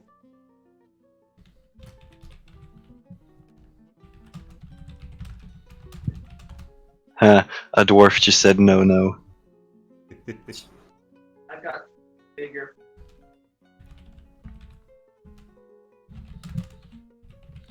Well, like I said, I would like to thank you. You have been extremely helpful, and she leaves a platinum piece for him for the help. Apparently, I've been making up with it. He nods and says, it has been most a pleasure working with you, little gnome.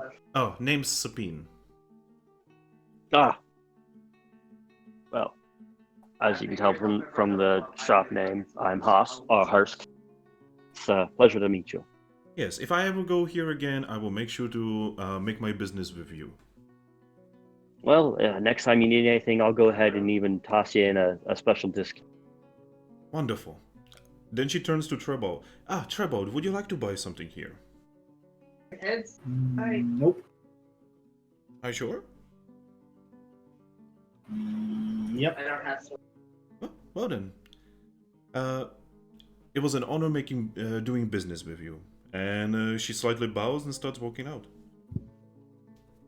He goes back to working on his bow. Rose. And I would presume about now Crom would be showing up. Yeah, you guys are probably getting done really close to this about the same time. Okay, so yeah, she walks out. She notices Crom. He is kind of hard to miss after all. Just a smidgen. And she just waves at him. Yep. You notice that she has a new crossbow on her back. Well, any luck? Well, I did learn some information. It seems to be more complicated than I expected at first. Left bumper, left trigger. You're off. Yes, that does sound about right.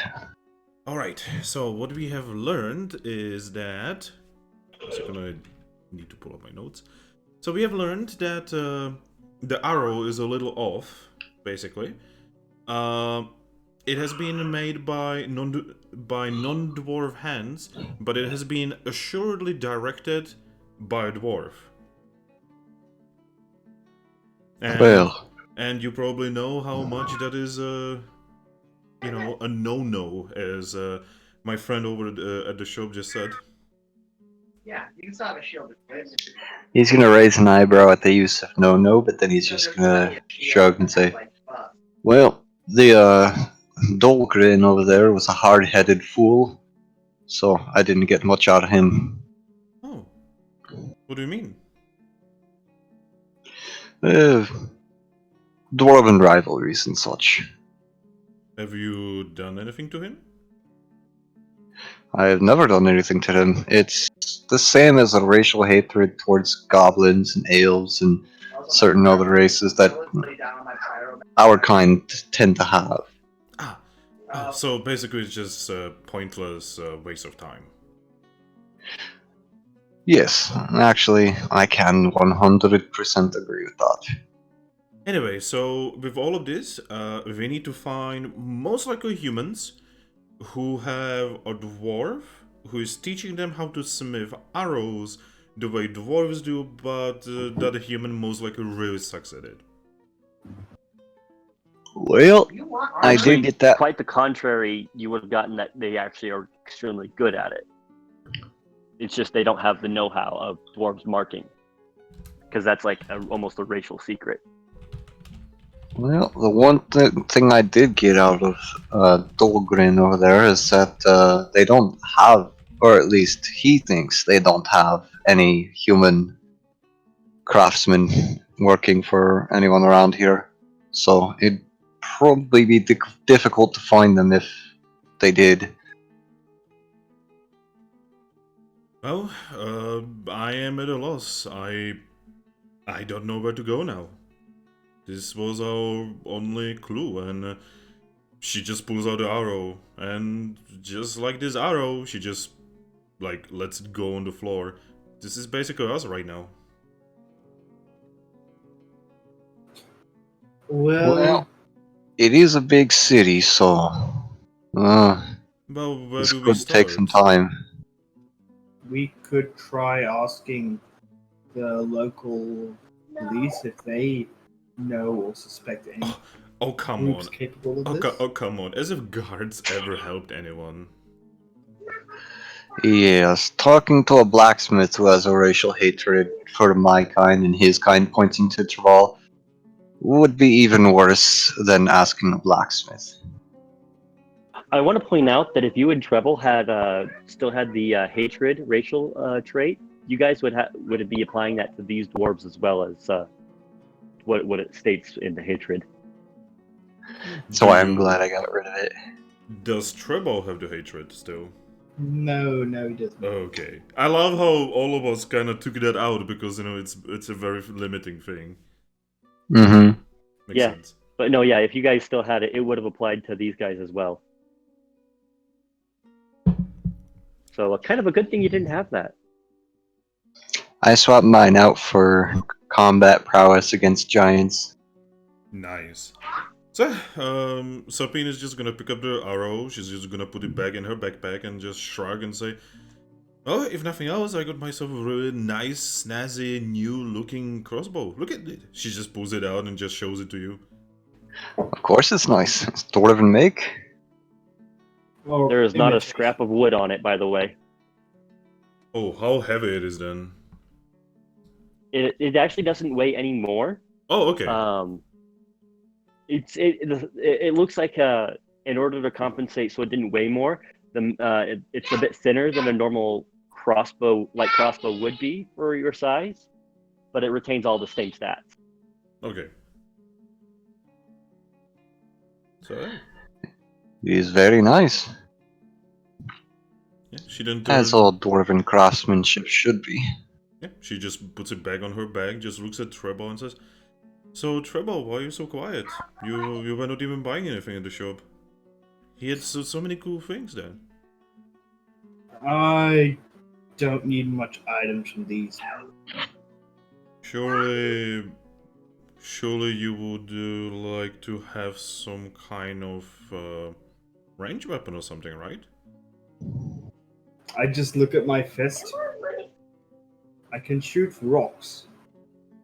Well, I mean, I can cast magic, but at some point I will run out of magic, and I would like to be combat warfare without magic.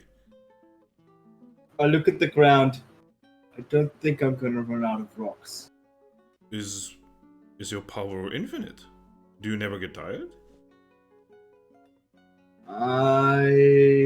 Well, for the stronger stuff, yes, but not for the basic. That's kind of incredible. Well, they don't last very long. And as for me, I'm better at supporting ranged fighters than being a ranged fighter. But what if we have to, let's say, fight a group of orcs on a mountain or on some kind of ridge, and they are shooting us with bows? Then I support you. I give you the edge you need to do what you need to do, and sit in the front with my tower shield, banging a fist on his tower shield. I'm just thinking, you know, it seems like a really good idea to have at least some range option. See, I'm not a warrior. I'm not a you know, the closest I ever did to fighting before all of this was shooting a deer. Well, as my training goes on, I'll be able to throw my axe pretty well and have a death return, but I'm not Wait. quite that far in my training yet. Wait, Tom, please, could we go back on that one? Did you just say, I will throw my axe and it will return to me? Well, yes, it is part of a divine commander's training. I am, you know, it's really strange when me just one day waking up and being able to cast magic is actually normal compared to what you guys are doing. Oh yeah, yes, magic is quite rampant in Dwarven culture. Is it? Actually, quite the opposite. Yeah, I'm Oh, like... it is? I thought they were actually quite adept. No. No. So they prefer not to use magic because a lot of it uses charisma or intelligence, unless it's divine. And even then, they limit how much they do because they have a distrust of magic. Ah, okay. Then I suppose Now with I'll gnomes, change it's the other way around. Yes. my response to, well, it's more of a divine thing. Less of a magic thing, I suppose. So what god do you pray to? He's actually going to pull out his symbol of Ongrad and say, God, terminology. Worship, that's the term I was looking for. I worship Ongrad. Do I have religion?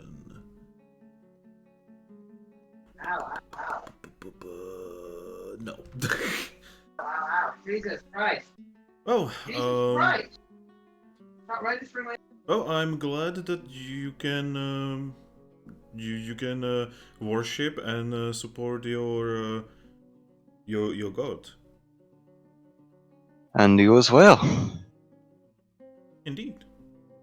Still, I think that you should get yourself at least something like a crossbow. You never know when you need to shoot something. Maybe we will get into some kind of spooky old ancient bat and rat infused dungeon, and we will have to shoot like, I don't know, a piece of wood or something.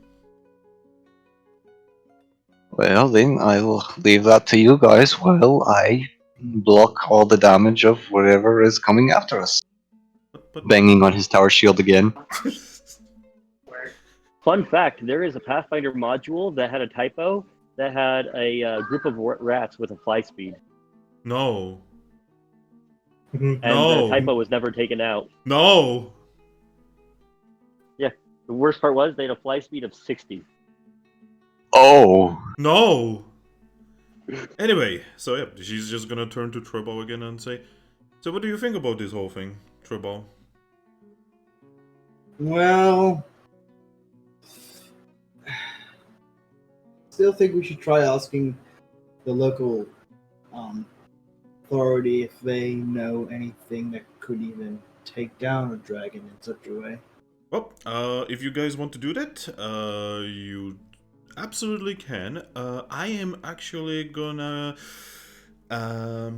get myself in trouble, and she just starts walking off.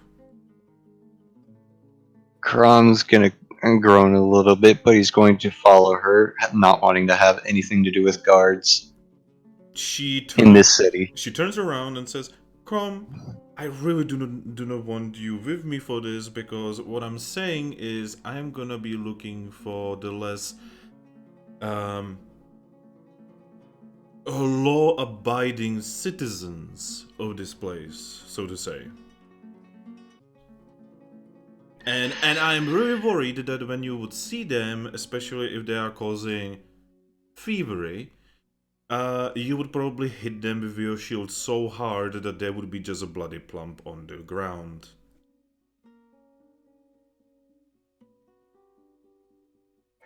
Well, this isn't my city to be causing trouble or trying to enforce laws, so what do I care? You are lawful good, right? Well, yes, but again, they aren't exactly welcoming, so Yeah, but he doesn't have very much motivation to enforce their laws. But you are lawful good. That means you would respect the laws, and it's the whole case. Like, if you see someone steal something from someone, your character, by his nature and morality, would most likely go and stop that person. Because the law of morality is above every law. It's one of those gray areas, I suppose. Not really. They more or less would enforce the same laws that you watch and observe. So you'd have no reason not to go and assist. Exactly. Which is why Sabine specifically, from what she's seen you, she specifically says, I kind of want to go alone because you would probably ruin what she's trying to do. She's honest, she just straight up tells you. That and having a symbol of your deity who's lawful good might not help the situation either. Well, he's just going to sigh again, still not wanting to have anything to do with guards, so he is then just going to wander in a random direction then. Yeah, and Sabine is just going around to get herself in trouble. All right. Well, we are going to step away from these three stooges for a little bit and go check with Lovebirds. Are Matteo and Aodin here? Yes. Yep. All right. So, you two decided to go off and, you're going to explore, is that right? Yeah. And I'm just following her. Get away from the barrel. Oh, and you've got your big F-off Wolfwood next to you as well. All right, so...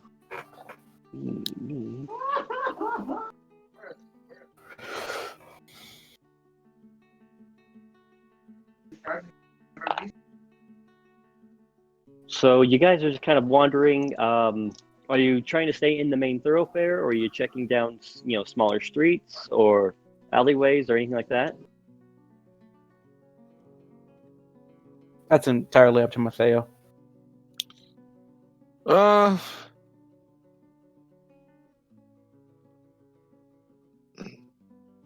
mean, there are some alleys you literally can't go through because Balto really wouldn't fit through easily. Yeah. So yeah, she'd probably stick more toward in the main pathways. Okay. So initially, as you're going through,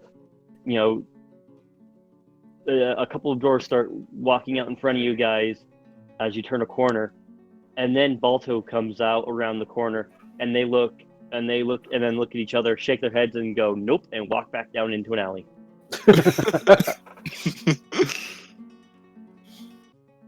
All right. They Man, I'm not realize gonna that have the very many like combat encounters just because of Balto when I go out on my own. he is a little bit intimidating. Can you Just a blame smidgen. anyone? Like seriously, can you fucking blame anyone for this, mate?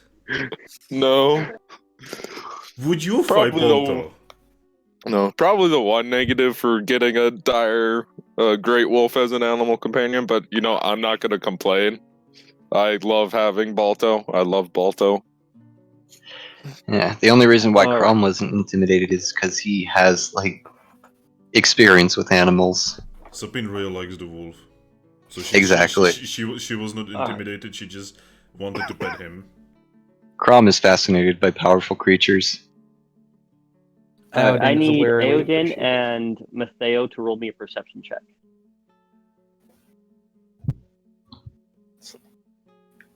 For once, Balto doesn't see anything.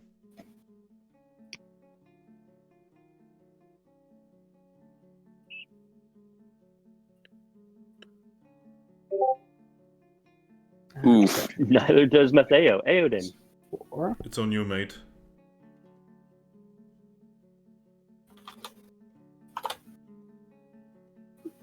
All right, very good. So you guys are kind of walking and a different alley.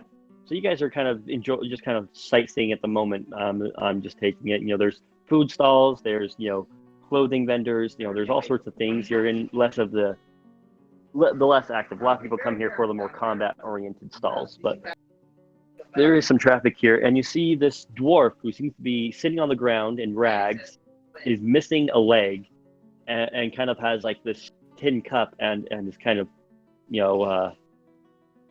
essentially he's a beggar.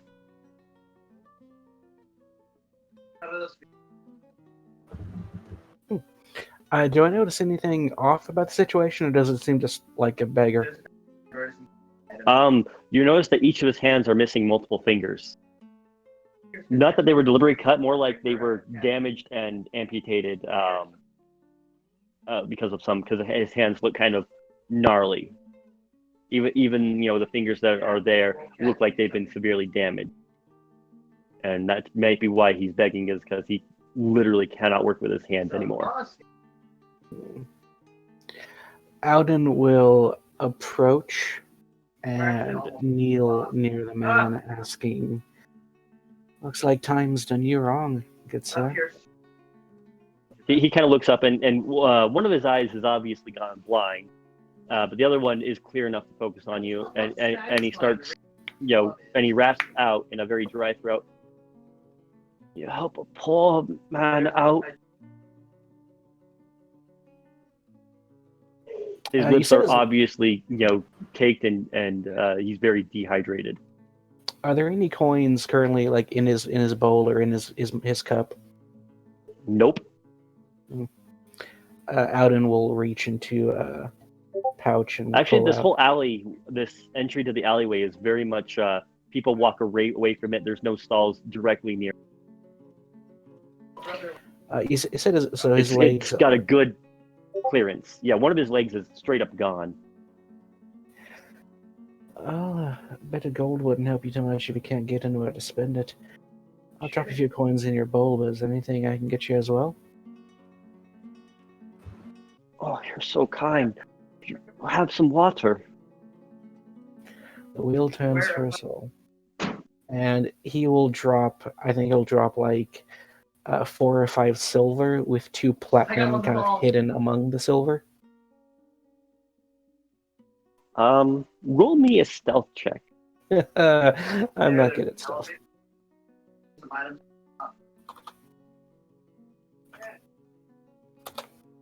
There's that bit of pressure. Yeah, that's it.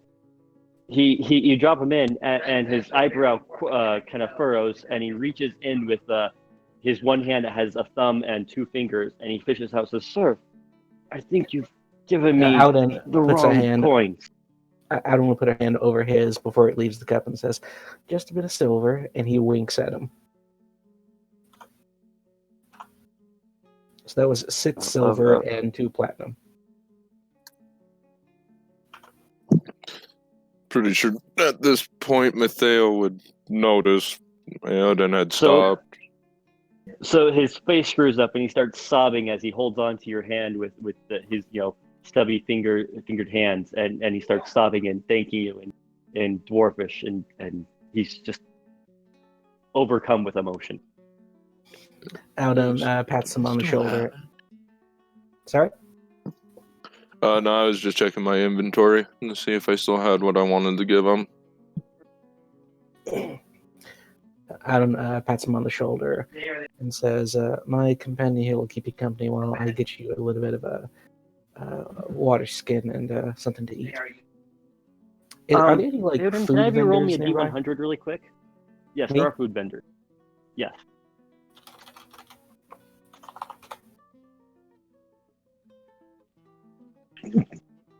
You two, when you're getting your rolls close to mine.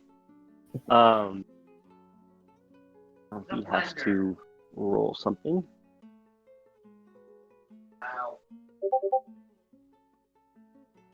Oh. So he clumsily, as you try pulling away, he tries to drape a pendant around your wrist. You can tell he's trying to do it sneakily, but he just kind of doesn't have the physical dexterity to do it as well as he could. And he puts an enchanted pendant around your wrist and says, "You are most kind, and kindness should be rewarded." I can't take this, sir. It's yours. Somebody, this is valuable. He shakes his head and says, "Only valuable to me. It does me no good anymore, though."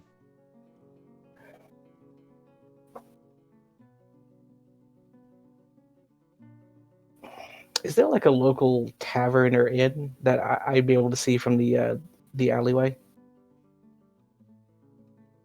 Yeah, there's no inn. There's no public inn anywhere nearby, but there are food stalls. Okay. I will approach one that looks like it sells, like good basic food, kebab or like wraps or whatever the hell they have. Yeah, there's stalls that have that. I'll approach and ask, sorry, is it manned by a man, woman, dwarf, elf? It was a Human. male dwarf. Okay. Or at the stall. Good sir, can I have a moment of your time? Oh, you were asking about the stall? Yeah. Oh no, it's a female dwarf. Oh, madam, if I could have a moment of your time. It's like, oh yes, travelers. Well, how can I help you? First off, just order of whatever you have and a cup of water if it's available. Sure, no problem. We get fresh. We have a spring in the mountains that feeds our aquifers here. I should probably find a place to buy a water skin nearby then. How much for just the food and a bit of water? Oh, food and water? Well, I guess it kind of depends on how much you're looking to get. Let's say one meal a day for the next month. Oh, yeah, I think I have some rations that can last that long. No, you misunderstand.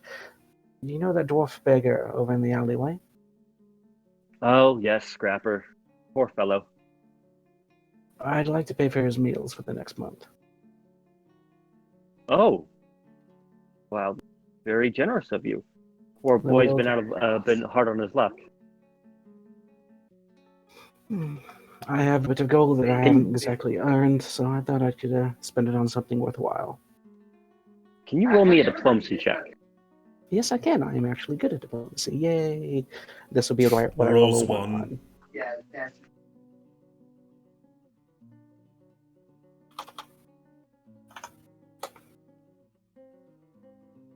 No, that's good enough. And she says, I'm limited on what I can do because I myself am just trying to get by, and I've been more than happy to. I try to give them whatever scraps I have that I can't sell anymore, but it's sometimes just not enough. But if you're gonna pay for it, she nods and says, I can definitely do that. Poor boy, or poor man. let's call it 50 gold, and I will take care of him for 2 months. How about that? That's more than generous of you. Thank you so much. And he will hand over. I'll hand over 5 platinum. And she nods and says, and then she hands over a food wrap directly to you. Says, and just something for, or one for you, Matteo, and Scrapper. Says, and here's something for right now. Thank you. He'll take that. I don't have anything for the wolf, unfortunately. I don't think I have anything substantial enough. I think we'll stop by a butcher for him later on. But thank you so much. And we'll take the food and whatever water she can spare at the moment. Or if there's like a fountain, he'll fill up a cup there.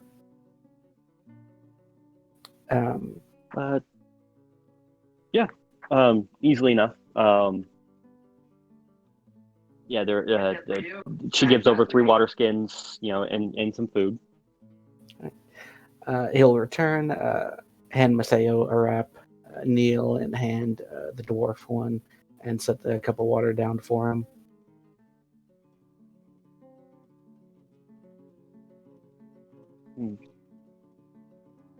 And he reaches over and says, "What's this?"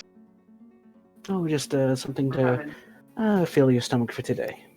Back the booty. Stranger, you have been most kind, and you have not needed to. There are times that I've only lived by the kindness and generosity of others. It's the least I can do to pay it forward. I know nothing ever. Did you attempt to give him back the amulet? I attempted to at first, but he pushed it on me, and I'm not going to deny an old dwarf this. Okay. He attempted to, but the dwarf wasn't having it. Mm-hmm. Alright, phase 2, watch out, I need to start running around like a maniac. Not this dwarf. What the heck? You only did it once. All right. So, we've got that taken care of. Are you going to examine that necklace at all?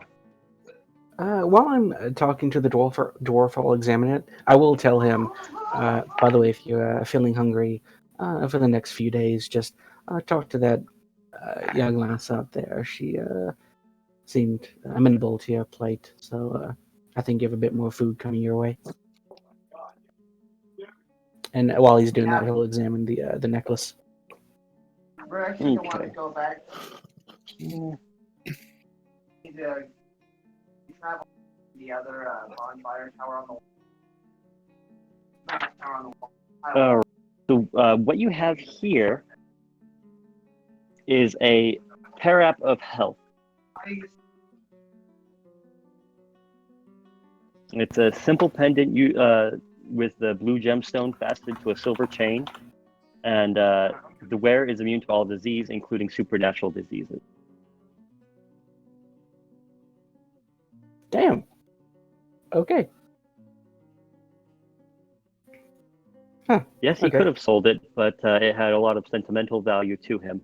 That, and he didn't understand how much it was actually worth. He just thought it was a family trinket. Auden is too fucking honest. Upon realizing what it is, I think Auden will try to press it back to him, saying, "This is incredibly valuable. It's worth far more than a couple of silver pieces." He says, "No, it's fine. Take it. I don't need a family heirloom." No, but you might need the gold that this can bring to you. This could set you up for a long time. I'm not sure what you're getting at, but no, it's fine. I'd rather it be in the hands of someone who could actually, use it. Yes, you find them at the shrine. If you insist, but where are you sleeping at night? He kind of just gestures around to him. Yeah, you see a stick propped up next to him. That is obviously the closest he has to, a crutch. Yeah, that is a really valuable magical item. Oh my fucking god, this is like absolutely heartbreaking, this whole situation. Just imagine they could have gotten mugged. It Yeah. really is.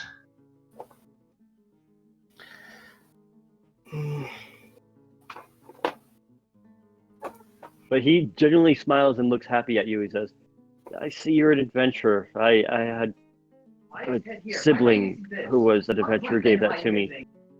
Said it'd help me in the mine, in some of the worst parts of the mine. But again, I don't work anymore, so. If you insist, but I'm going to insist on repaying you kindness in kind. At least as much as I can. He says, you've done me a service, sir, it's fine. Food is one thing. I'd like to see you sheltered if I can. I'm sure there's not much in the way of shelters to be had here. If you don't have family to take care of you, there's not much anyone else can or will do. There are no inns for where you can stay out for a few nights? Inns? No. People here either have a home or they don't.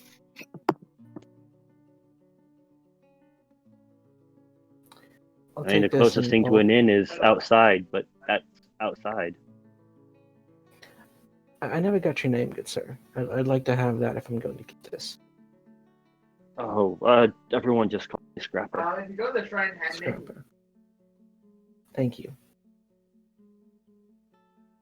Ever since, being the last member of my family, I haven't exactly used any other names. No point in being a member of a noble house that doesn't exist anymore.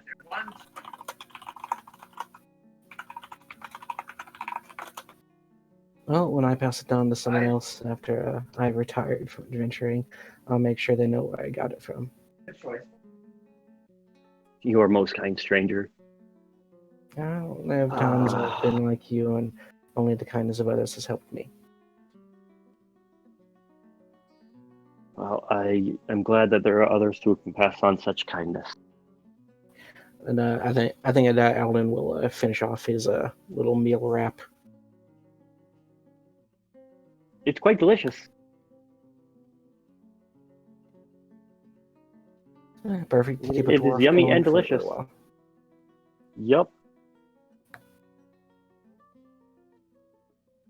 20 sessions down the line, Keeney's not even gonna remember what his amulet was from. Oh, no, I wrote it down. Yeah. I still have.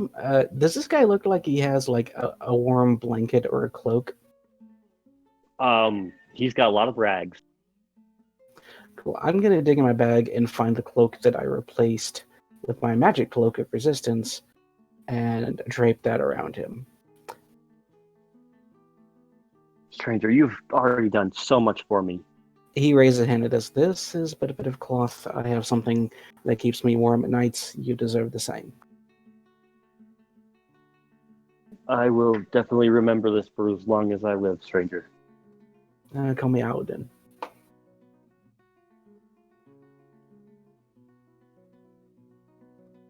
I think Alden's gonna look at Mateo. Do you want to stay here for a bit and trade stories, or did you want to move on?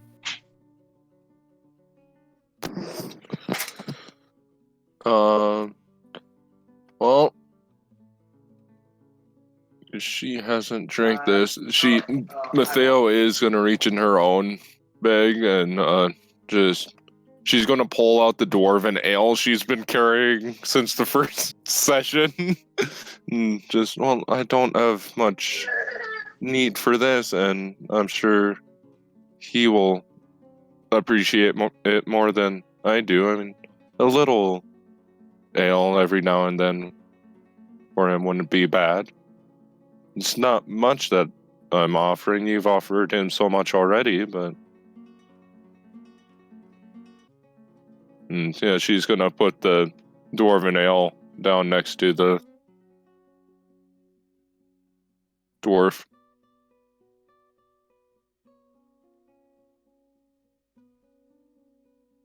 He says, so many kind strangers today, I don't know what to say.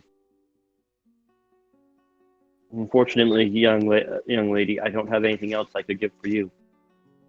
It's quite alright, just knowing that my companion here has set you up so well is enough for me. He holds the clothing close to him, and again, he's quietly sobbing this time instead of openly doing so.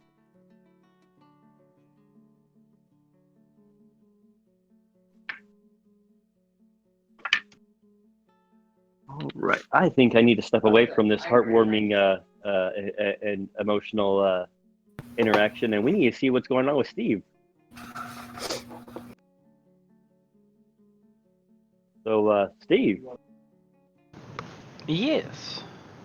You were deciding to go and look around and try and get information, is that right? He was going to go mingle in the crowd and hear what he can hear. Are you trying to be not a goblin walking around a dwarf town? Are you trying to be inconspicuous? Yeah, he'd probably try to be in some type of stealth. So go ahead and roll me disguise. Let's see, what is my disguise? Not terrible. Well, it's still gonna be same. Oh! I was inspired by dual wielding. So, roll me perception check.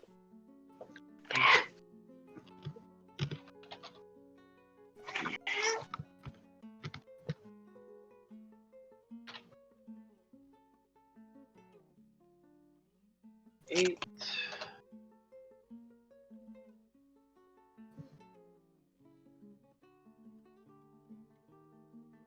So after a little while, you notice you're starting to be followed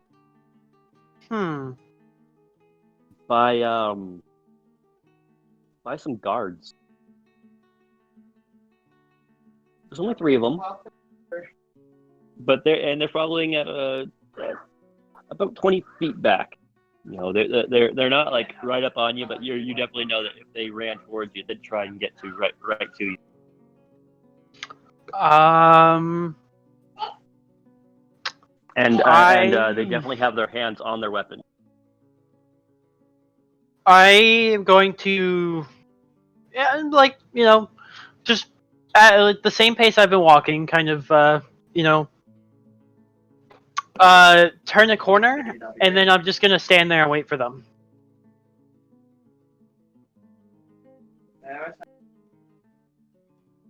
All right. Well, so are you going into a street or an alley? It's just into the street. Where you're at. Okay. So, they start to turn. It says, and they look at you. Then they look at each other, and then they look at you. Says, "We don't take kindly to your, or we don't like your kind here." Ah, my friends, that's perfectly understandable, as most of my kind aren't exactly kind to me. You're no friend of ours. I'm a friend to all, even if you don't know it.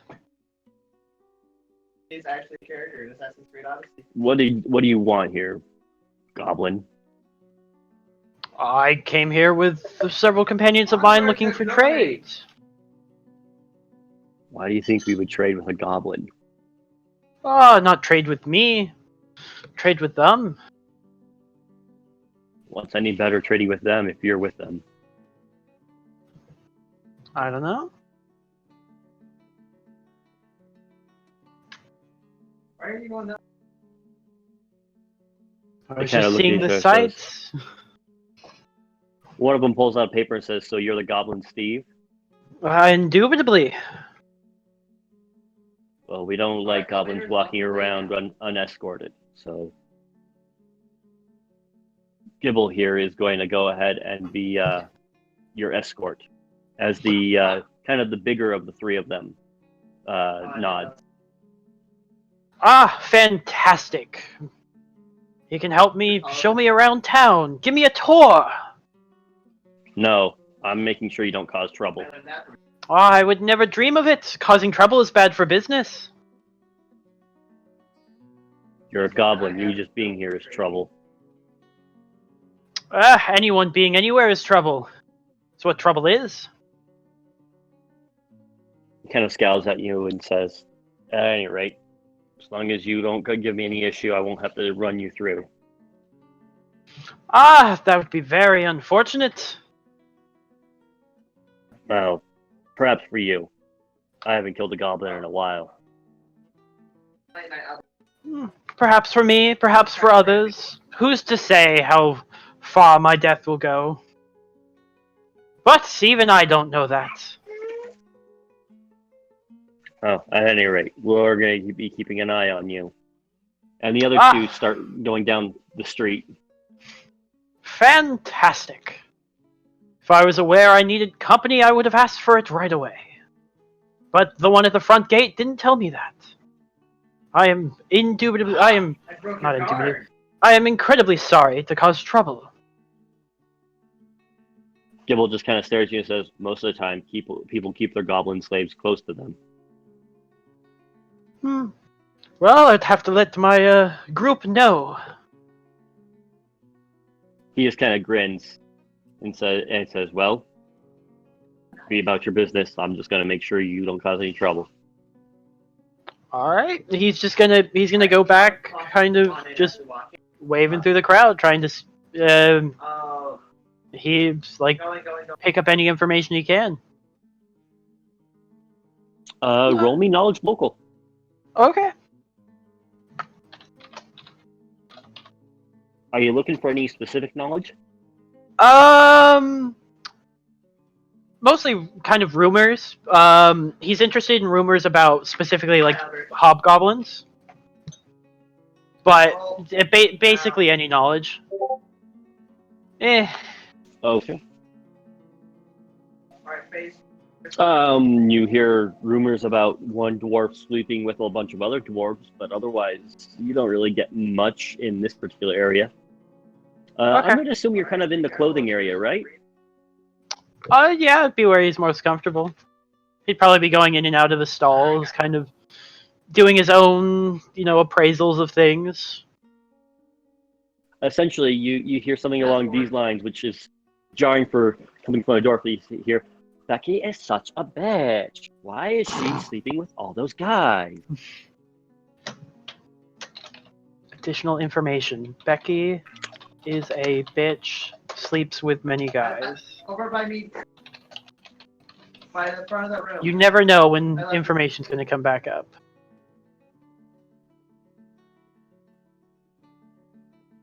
All right, but yeah, that's basically what you're able to gather.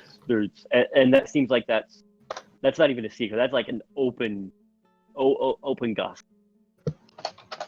Okay. And from what you can tell, one of the girls next to them is Becky, who they're talking about. Oh, fantastic. And she just kind of laughs along with it.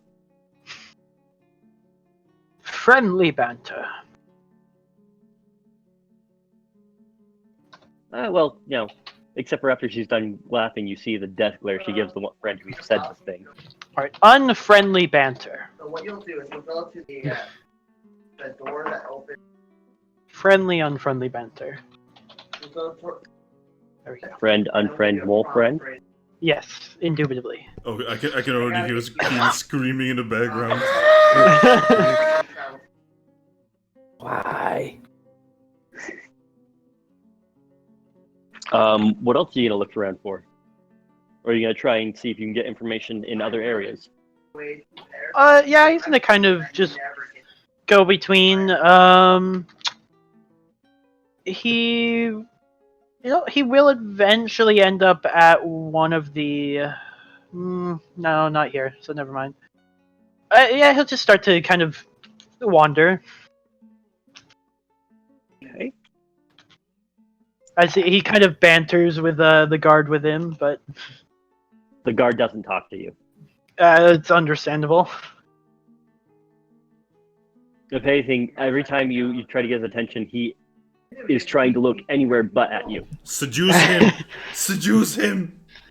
No. Alright, so you end up wandering into the armor area. Oh. Where they craft and sell armor. And there's again several smiths. They're all working on different types of armor. from varying qualities.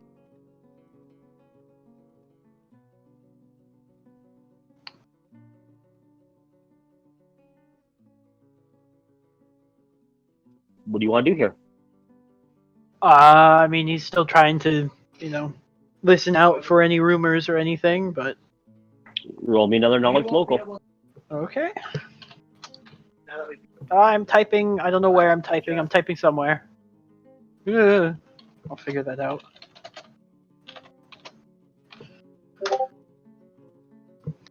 That's a good roll. I mean, it does. Things are more difficult when you have a brooding guard walking like right behind you. Yeah.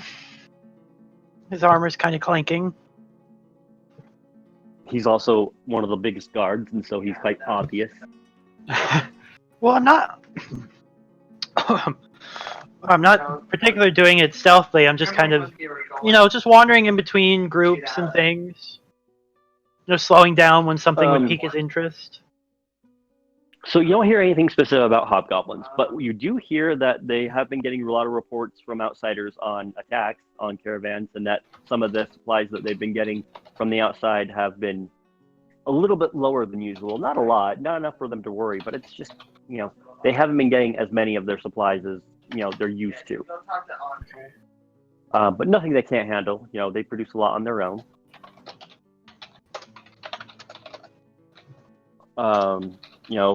And they do mention that, just, with all that going on, the king still is going by the royal notion from generations past of that they don't interfere with any outsiders, that outsiders have to deal with their own problems, and that they do not interfere with what happens outside.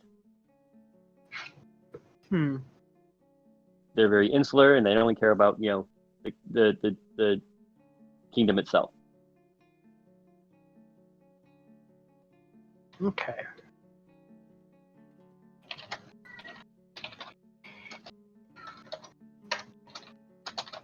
But otherwise, you haven't really you're not really getting a lot on specifics there. Just that happens. It's out there. That sucks.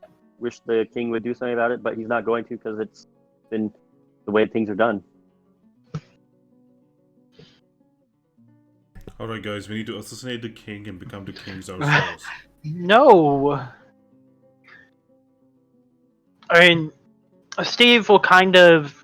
kind of like a bantering kind of to the guard, be like... Oh, I see you're kind of wandering around, be like, Your King Mogrim there seems a rather interesting fellow. He kind of looks at you and sneers and says, King Mogrim does good by our kingdom. Well, of course he does. He's kept you here. He's kept you alive in these strange times of hobgoblins and falling dragons. We don't know anything about that. We don't really care about any of that. Ah, that's understandable. It's rather new news to most of the rest of the Caldera as well. Yeah.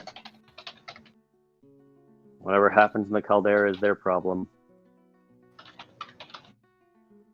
Ah, indubitably.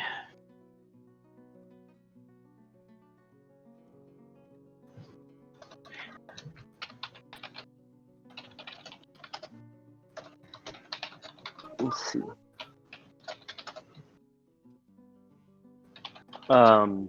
So some of the rumors you have been able to pick up, because again, it's not necessarily a secret, is that the king does have a son, although he's still rather young. He's only like 15 years old. Okay. For dwarves, that's like, a toddler, basically.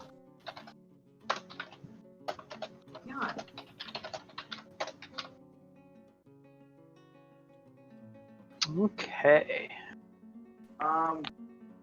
So like, this would be a terrible place to pick up a new crossbow, but I'm not going to get any good deals here. So. so you're actually at. As he kind of wanders more, he's gonna start to keep a lookout for any members of his group.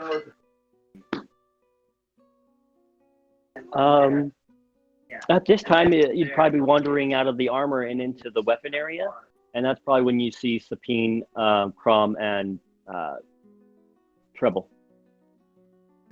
I So was- Sabine left the group and went to get herself in trouble, remember?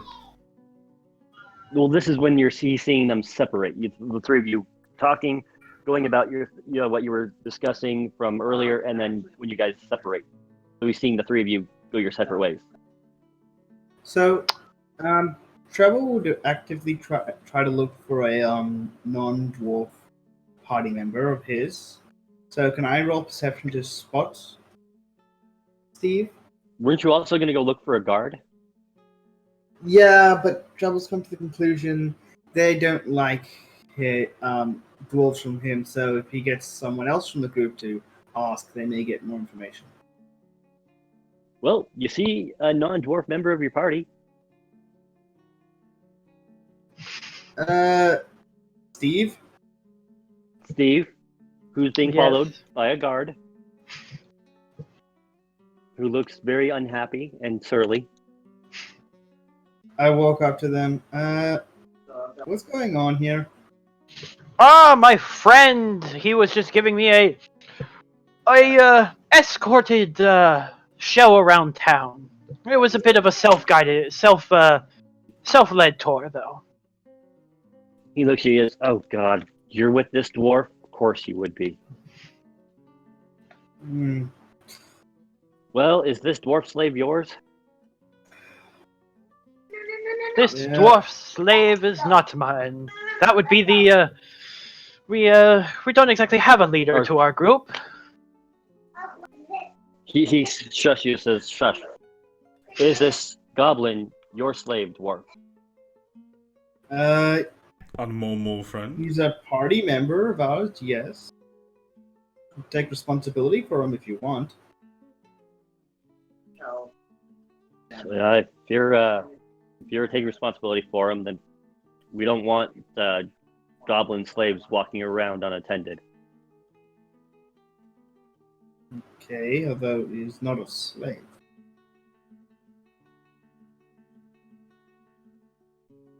Neither here nor there. He didn't deny it earlier, so at any rate, we don't want him walking around alone. Okay. And unfortunately, walking around with you is not much better, so you're still going to need an escort. Seriously? My He glares. friend. He narrows his eyes at you and but doesn't say anything. My friends, it is perfectly alright to have a guard. If anything, it is better. Personal Well- protection and interesting things are always afoot. Luckily for us, I was just going to go look for Erden and Matteo, provided they're not too busy in a bedroom somewhere. From what I've gotten of this town, I don't believe there is any sort of tavern inside. Let's go look for them. Shouldn't be too hard to spot a giant wolf. Indubitably. All right. What direction? Or what type of market area are you wanting to go to next?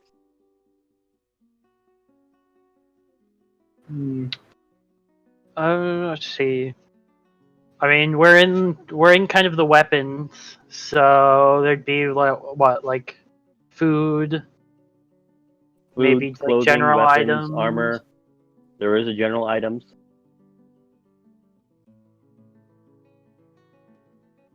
There's miscellaneous bulk goods or raw materials.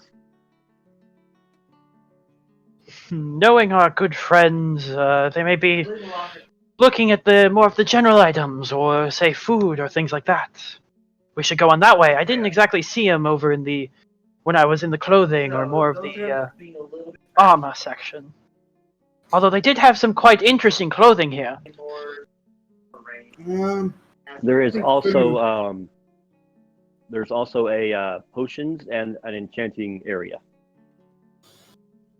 Well, I wouldn't mind buying some potions from a dedicated store, perhaps we could try the food court after the potions market. Ah, fantastic, my good friends. I then looked at the big burly guard. So, shall you guide us then? No. Like I said, it's more of a self-guided tour. Might you be able to point us at least in the direction of the potions? He I'm pretty sneers at sure you and you. says no. Well, I'm I'm pretty just sure here to you make sure you guys don't get into trouble. I'm pretty sure you would prefer us to know the direction to the potions to be able to do our business, instead of us somehow wandering into somewhere you would prefer us not to be. I was instructed to make sure you don't cause trouble. I doubt you're gonna get anywhere that you can get in trouble. And if you start going somewhere you're not supposed to, I'll stop you then. Otherwise, I was told not to interact with you as much as possible. Could you just hand us off to a party member you don't discriminate against? If I think that they'll keep you in check. So, wouldn't it be in your best interest to help us find one? He just kind of glares at you. I mean, I'm pretty sure you don't want to follow us around all day. Ah, but why not? He could join in all our festivities. He could be part of the group. Be quite interesting. The dynamic. I'm doing my job. And you're doing it fantastically, my friend.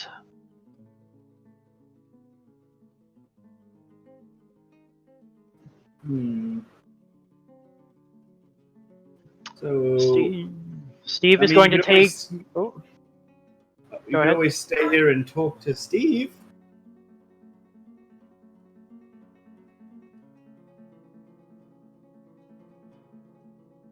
Were you saying that to the guard?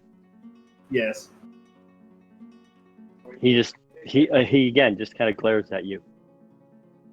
Or we could go to the potions one. Which would you prefer? Are you still asking the guard, or is that one actually to Steve? No, that one's still to the guard. He's just staring at you. We Not are saying annoying a this word. guard. You know, Steve, do you have any tall tales to tell us? You can kind of like, put his hand to his chin. Have I ever told you the tale of my boat? I kind of had forgotten about it until just earlier today. No, I don't believe you have. Ah, it's quite an interesting tale. Back, and I like to think that we're still just standing here. Yep. I'm gonna say we're gonna step away from this point as you try to give this guard an aneurysm, and he just hopes that you guys shut up. And we're gonna see what Sapine's doing. Alright, so Sabine is attempting to find some kind of less than official people. So you're gonna be checking like back alleys? Yes. Alrighty.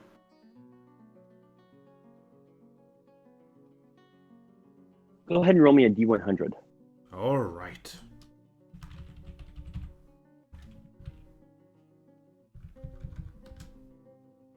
Wait. Oh, fuck.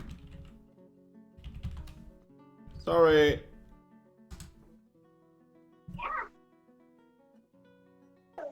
D1000! And I bet it exists. Alright. So you start going down back alleys, and you kind of just start, taking turns. You're trying to look for darker and seedier places, right? Yes, she's specifically looking for a place where she will get shanked.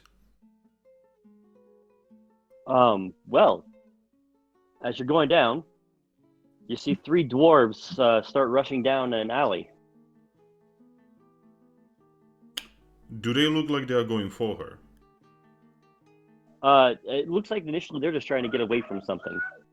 All right, she is gonna go. She's gonna attempt to stealth up. Okay, roll me stealth. Yeah, give me a second. What's my stealth thingy?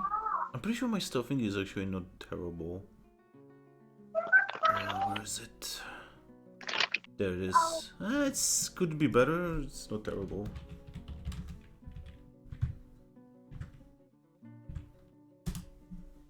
Oh fuck. Oh fuck. So yeah, you try to sneak and you kind of kick over a trash can, or you don't kick it over. You bump into it and it rustles, and you study it really quick. But then you look, and then all three of them are looking at you. All right. So, why are you in such a hurry? That's none of your business. What are you doing here, lass? Oh, that's none of your business. We're gonna make it our business. Oh, As they start, walking up to you.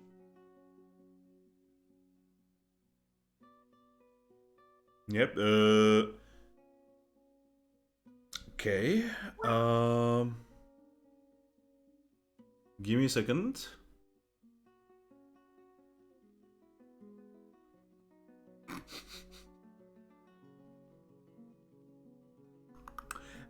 She is gonna intimidate them. Okay, roll it. So, she is gonna point her finger at them, and she's just gonna say, "If you do not stop right now, I swear on Desna that I will burn all three of you alive."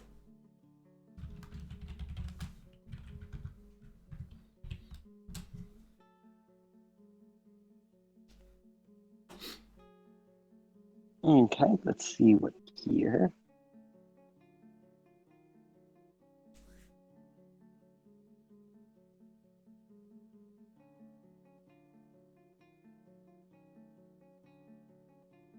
Okay, so they go, whoa, hey. No need to get aggressive there, lass. We're just concerned about the shorter travelers in our area. Oh, that's funny coming from you. Honestly, that is quite literally a bluff. So Alright, so I'm gonna roll sense motive. sense motive. Yep. Sadly, that's actually really terrible.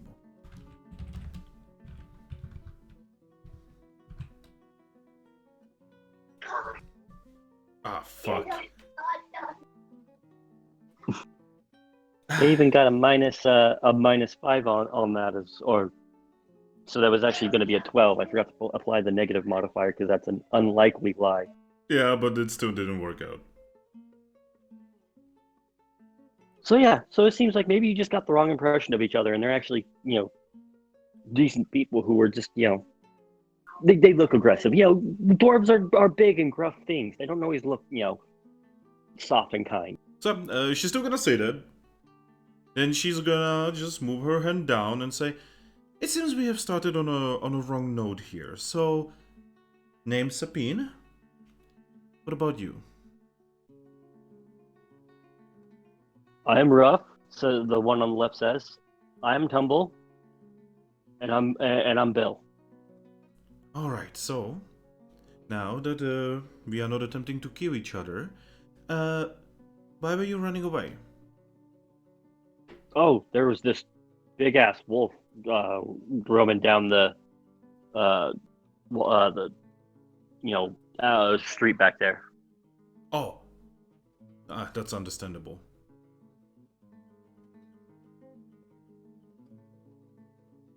Indeed. Yeah, I happen to know the owner of that wolf. Very dangerous individual. They kind of look at each other. They go, "Oh, you do?" Yes, of course. Oh, well. You probably have what you need in hand then. We'll be making our way. So, And they attempt to walk past you. yeah, and she's just gonna start following them.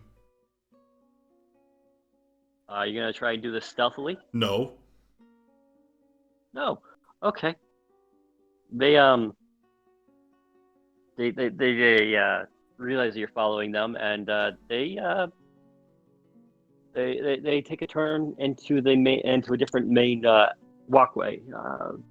Let's say this is the armor vendors. When they take that turn, she's just gonna go the walkway that they were supposed to go. She's just gonna start following him, just go where they were going originally. Well, when the way they were going originally was towards you. Okay, we need to visualize this. They moved away from Sabine, right? And they were going a specific direction. So they were going down the alley, they saw you going, and so they turned trying to get away from you. Okay, there was a turn the other direction. So, like I said, she's just gonna go the original direction that they were going before they notice her.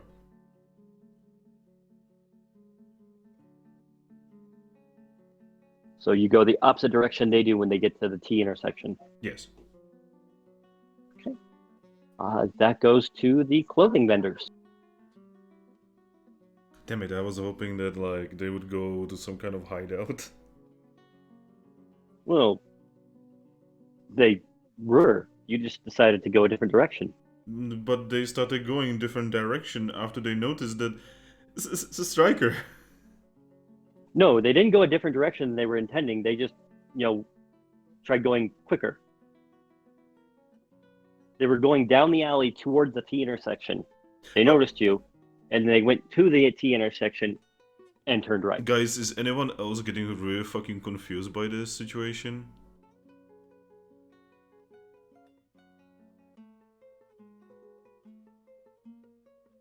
Oh, no one is listening. Okay.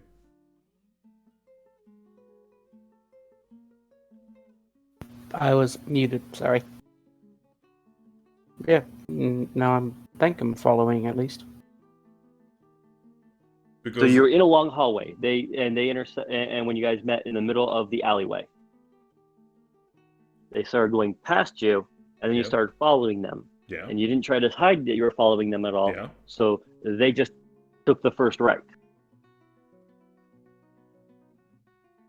You don't know what direction they were intending to go because they hadn't gotten to a turn. Okay, so They had noticed you before they got to the turn. Okay, so yeah, she's just gonna follow them anyway. Okay. Now, are you going to attempt to stealth, or are you going to stay openly following? Oh, she's openly following. Okay. And they walk down there. They keep glancing back and noticing you. And after about the fourth time they glance back, they look at each other, nod, and they go up to one of the guards.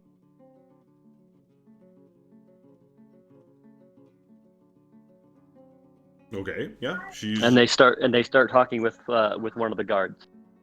Yep, she's just gonna walk up to the guard as well, smiling.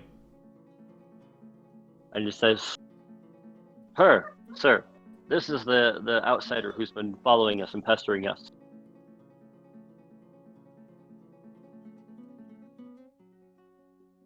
She's been trying to go about her business, and she's been tailing us and threatening us." Alright, here we go with something. This is actually something that she's really good at. So I will be rolling bluff. Here we. She's gonna touch it herself before she does that. Giggity. I'm real happy she did. And she's gonna go. Oh, actually, I would like to say that these three individuals, they have attempted to buy my body. You see, I have just been following them, and now they're attempting to get me in trouble over it. Well, let's see. What the fuck? I give up. There's no way to play face in this. He looks at you. He looks at the men. Says, "Huck, you boys usually cause a lot of trouble. I think there's some misunderstanding here. Miss, I think you need to leave them alone before you get wrapped up in any more of their mischief." She just shrugs. Huh? As you wish. And she starts walking away. And then he starts, chewing up them for, harassing travelers and causing mischief.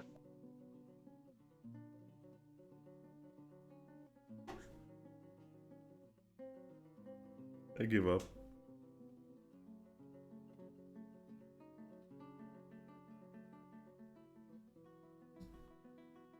All right. Well, I guess we can go to Crom. What were you wanting to do? Well, since my little gathering info didn't exactly work out, I guess I'll just be wandering aimlessly for now. Roll me a D100.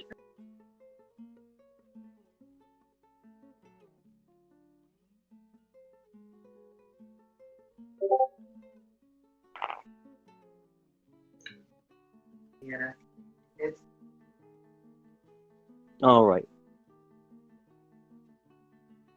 So you're wandering, and you're just kind of checking things, and you don't really see a lot of the way of guards as you're wandering until you turn a corner and you realize you're next to the entrance to the noble district, and there are now a lot of guards in the area.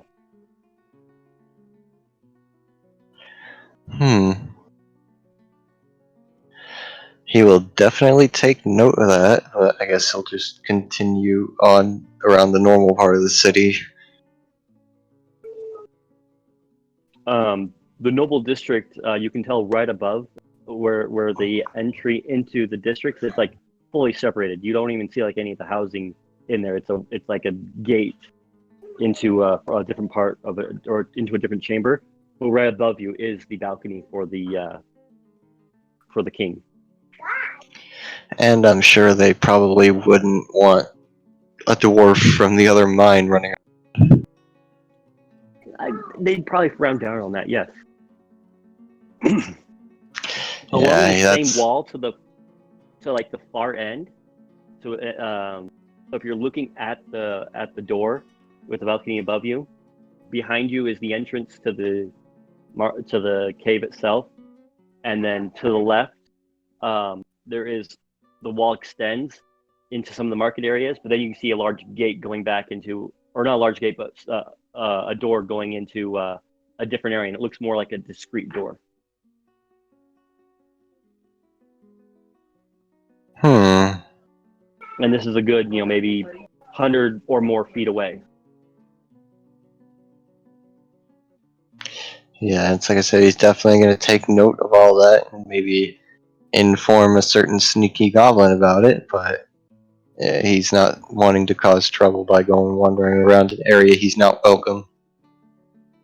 Yeah, as soon as you kind of turn the corner and you see the door, the guards there, become more alert. Shut up, phone. And he'll just kind of nod and ignore them, I suppose, and then continue around the normal city. All right. Okay. Done. So I want everyone who's grouped up together to roll me a d20, just a straight d20. Are any of us grouped up together besides me and Treble? Auden and Matteo. Oh yeah. Oh no. Go ahead and roll as well, Sapine. Wait, what? There it is. So I'm actually wanting everyone to roll because we're gonna see who's meeting up with who next first. Wait, everyone? Okay. Yeah, because you all are kind of wandering at this point.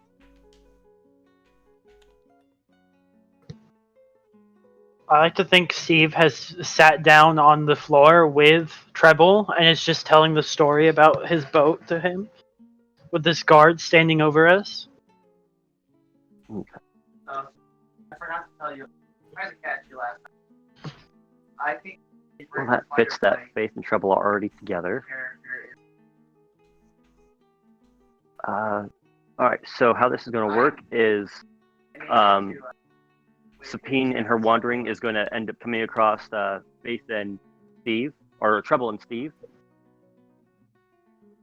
And Crom, you're going to come across Eodin and Matheo. Oh, hello there, lovebirds. And hello to you too. I'm surprised I ran into you again in such a big city. The world's smaller than it seems at times, I guess. So, any luck between either of you? Any info? Not a terribly large amount. Just talking with this dwarf over here for a little bit. Oh. I suppose I'll tag along, if you don't mind. If you don't mind dealing with the homeless dwarf. A homeless, you say? I've arranged for some food for him for a few weeks. There's not a lot of places to stay around here, it seems. And he's actually going to look a little surprised, having noticed the very obvious crippled homeless dwarf, and he's going to get that look that people get when they see somebody who's obviously not doing well, and then he's actually going to reach into his own coin pouch and drop another couple platinums into his cup. I'm very sorry for your troubles, my friend. Two? I am. He looks at his cup. Human, you travel with some amazingly generous individuals. You never actually got your name, Eodin. Yeah, I did. You did? Yeah. I told him you No.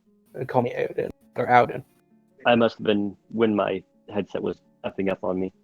Yeah, So he says, Eodin, you travel with some amazingly generous individuals. I have not seen this generosity in, well, most of my lifetime. Oh, then look, this will keep you fed for a good long time. Maybe get a roof over your head.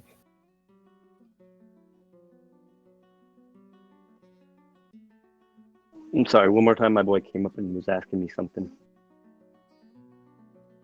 Oh, hopefully this will keep you fed for a good long time and maybe get a roof over your head for a bit.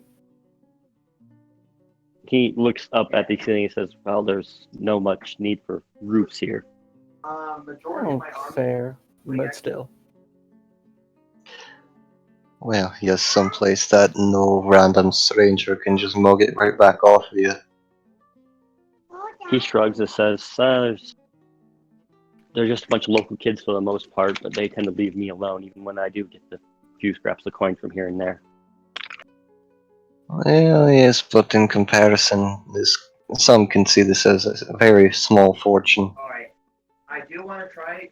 Well, I'm sure it'll definitely go a long way. I'm not going to be announcing to the world that I've got enough to keep me going. Well, I'm God bless you anyway. You know, I never thought I'd be having a pleasant conversation with a southern dwarf. It's surprising, isn't it, what can happen when you put aside general hatred? I don't have any more need for hatred in my life, if I'll be honest with you. I can see that, friend.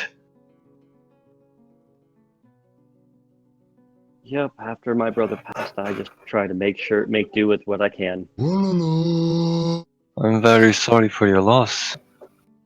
Yeah, He shrugs and says, well, noble houses can't last forever. Yeah, I do. No houses can last forever. That's fair enough. By the way, I'm just gonna jump in. Thank you, Vermilion125, for following. Much appreciated. Oh, thanks. Yay. Yay! That's awesome.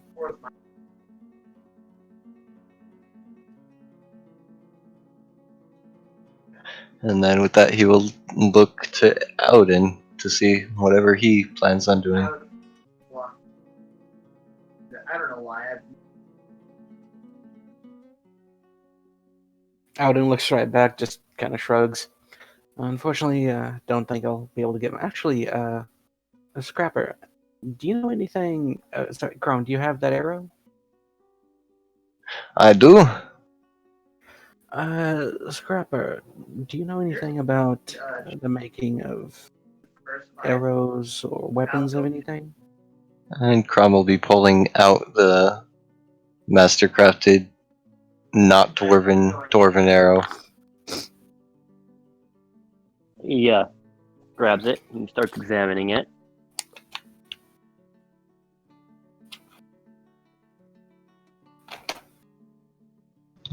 He says, "This is very fine craftsmanship. I wonder who."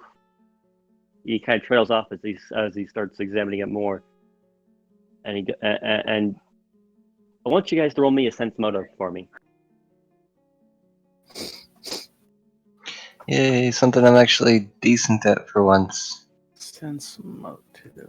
You know, Sapine said the same thing, so True. Very true. that's just been a bit Let's fickle see. today. I keep forgetting I have that +1. Okay, that's 9.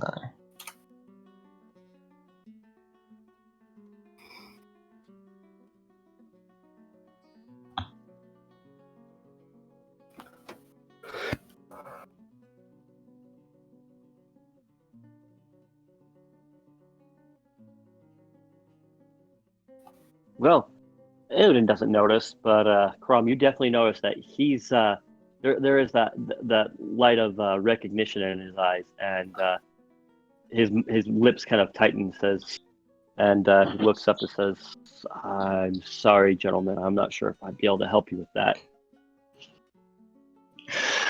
I And understand. you can roll another sense motive if you'd like. Okay, sure, why not? Actually, Eodin, you can roll a sense motive on that too. Sure.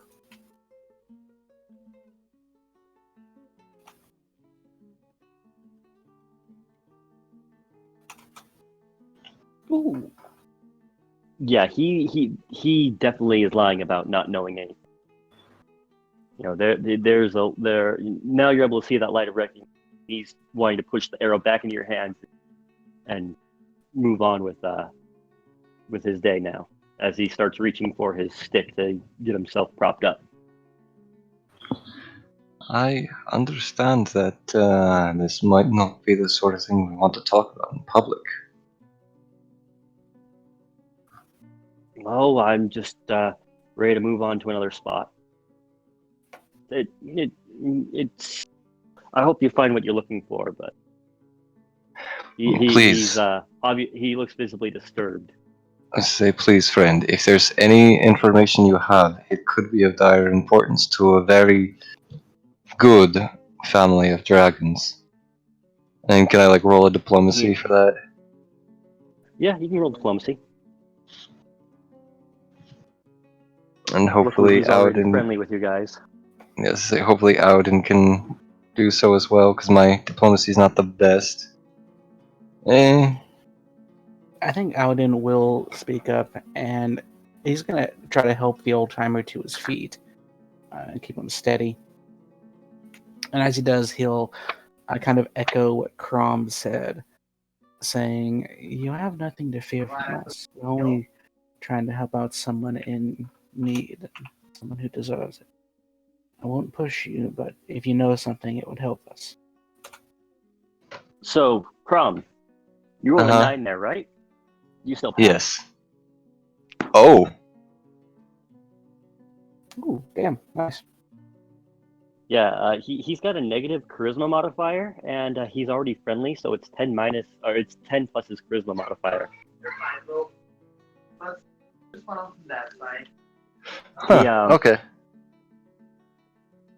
He is he's kind of pushing trying to get. It's like you're right, it's not something that can be talked about in the open. It's something that shouldn't be talked about anywhere Can we rent? under the mountain. Can we rent you a room in the outside tavern, and we can talk there? I don't know, I've never been outside the caves. Well, there's a really nice place out there. I wouldn't mind getting you a few nights in if you could be of any help. He bites his lip and says, I might as well leave. If I tell you, I might as well just leave on Bjornrest Moor. I tell you, I'm more or less, I'm as good as dead. I did lose. Well, we will do our best to ensure that nobody knows where we got the information. It actually gave me good stuff. He nods and says, well, I'll trust you to take me along then. Just be aware I'm not exactly quick. There you go. Cromwell nod and actually heave one of his arms over his shoulder to help him walk, considering the missing leg. And well, that's what the walking stick's for. But even, with all that, he's still very slow to move. He only moves at a 10 movement speed.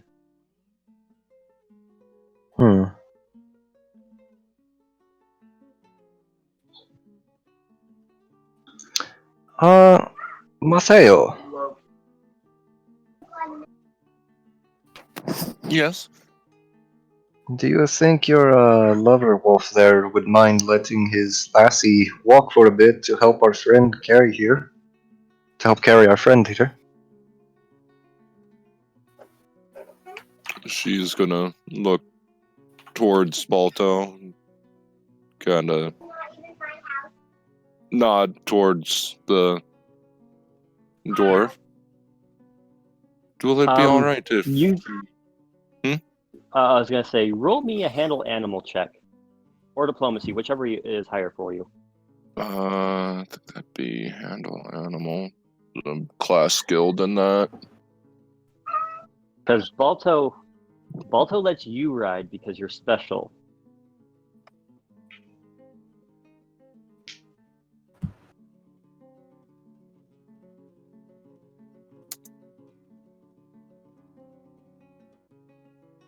Oh, that's good enough. Balto kind of grimaces at the idea, but kind of nods and kind of makes wolf noises at the Nisha, and she hops off and he bends down. And Crom will help him up onto Balto's back. They would just smile and give Balto a scratch behind the ears and say, "Thank you. This Field generators are better this is a great help." blocking off. Our Balto kind of puffs his chest out and looks haughtily because no one else could be able to do this for them. And not without being the odd man out having a camel around at Doran City. Not that a dire wolf's not an odd one out, but still. Anywho, so I guess with that, if nobody else objects, we'll start walking towards the tavern. Dear God. Oh, dear You're God. not going to find the rest of your group? Well, Happy I've got a. I don't know. I suppose if one of the others wants to suggest it.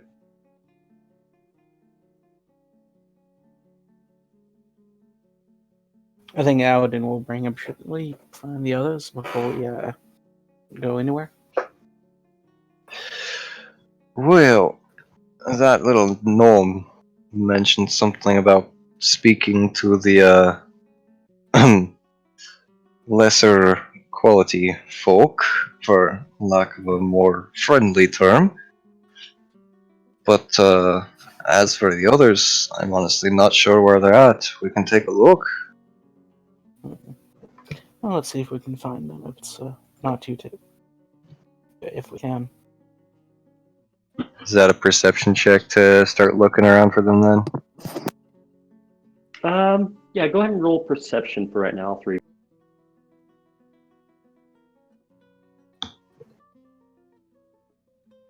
Let's do that. That's okay. Doot, doot, doot.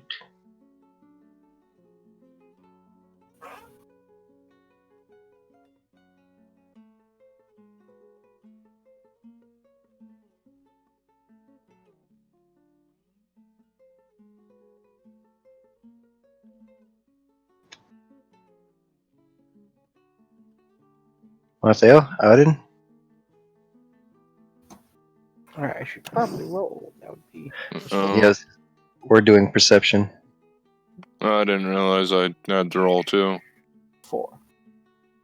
Yeah, we're all looking together, so.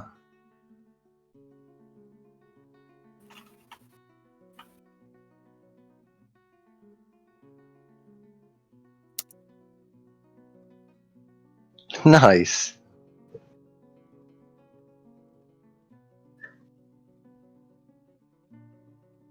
All right, between the 3 of you, Balto's more or less just trying to focus on helping to keep the dwarf on his back. You guys wander. The clothing district actually isn't that far, and then you guys wander in, and that's where you find the other 3 sitting, listening to Steve tell a tale, and a dwarf looking less than pleased. And we're gonna go to them, before you guys show up. Okay. All right. Steve, and Treble. Yes. Yeah. Sapine walks up to Treble and Steve as you guys are talking about, or Steve's going on about stories. So, Steve, did you ever get recuperated for your boat? They're trying to break. Well, you know, I let that man borrow it for a day, and you see, he kind of disappeared.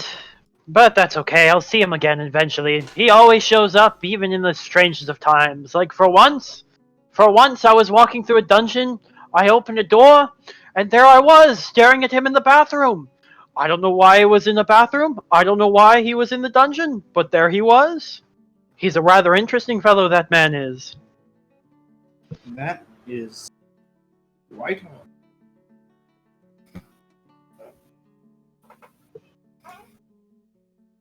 This dwarf looks like he's about to have an aneurysm.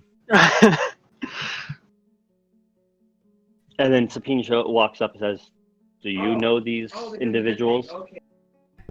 She looks at both of them, and then she hears your person there talking, and then she just says, "Hey guys."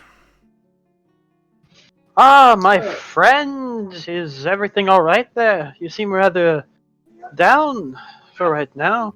Oh no biggie. I just almost got shanked in a back alley, and then the shankers reported on me with a guard who then kicked me out. The law in this place is really strange. The general ruffians of a large town. Even when the guards try their best, some slip through their fingers. Usually they're only teens or children, so you can't exactly send them to jail, but I'm sure the guards tried their best. The guard looks at you and says, "Rough, tumble." He says, "Rough, tumble, and Bill." Yep. He nods and says, "They're local troublemakers. Not much danger, troublemakers." Anyway, yes, I know these two. Are you willing to take responsibility for them? Of course. He nods and says, "All right, you two are in her care. If we hear any funny business, well, just hope I don't have the one who has to come and help." But my friend, I had only told you one story. I have many more I can tell you. He looks at you for about 2 seconds, turns, and speed walks away. So, have you two been able to find any more information about the reason why we are even in this Desna for second place? Well, the only thing I got is there's definitely been reports of attacks and things on caravans coming in, but the king staying firm with a century-old royal decree to not to get involved with anything outside of the walls. So I don't think we'll get much luck here. So we have not gotten much information. Unfortunately, no. Anything? Let's hope. What about you? Any information?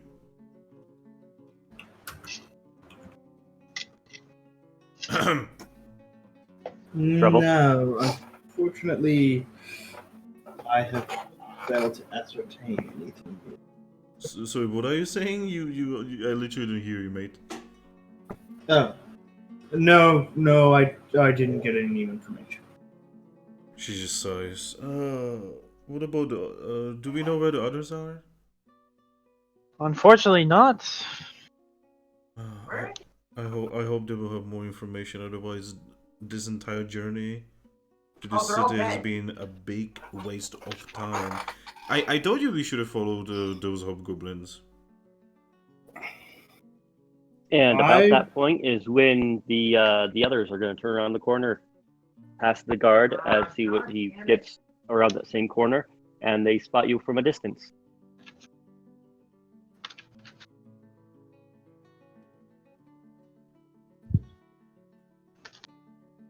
I guessed. Friends, I'll make a mega army to handle this side. Crom's going to wave them over. Hey, seems we have the help we need. Trying to be as vague as possible. Who is that? They have Well- a crippled dwarf on the back of Balto.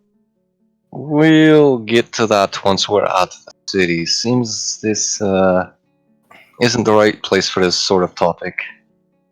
Why are we carrying a hobo? That's one of those things that you'll have to. Well, you'll get it later. You can't just say that about someone. Why, this looks like a rather fantastic fellow who has many a story to tell. You don't know what you could learn. She just gives. She kind of gives like a kind of like you serious look to Steve. Why, in many of my younger years, I lived on the streets. It's what happens. But if I had not lived on those streets, I don't think I would have been prepared for anything we've been doing up to this date, and things that I will be doing in the future. He does like a labyrinth hand motion with that. All right. So, have you guys actually found any kind of information? Well, our friend here seems to have some. But again, it's not the place for it.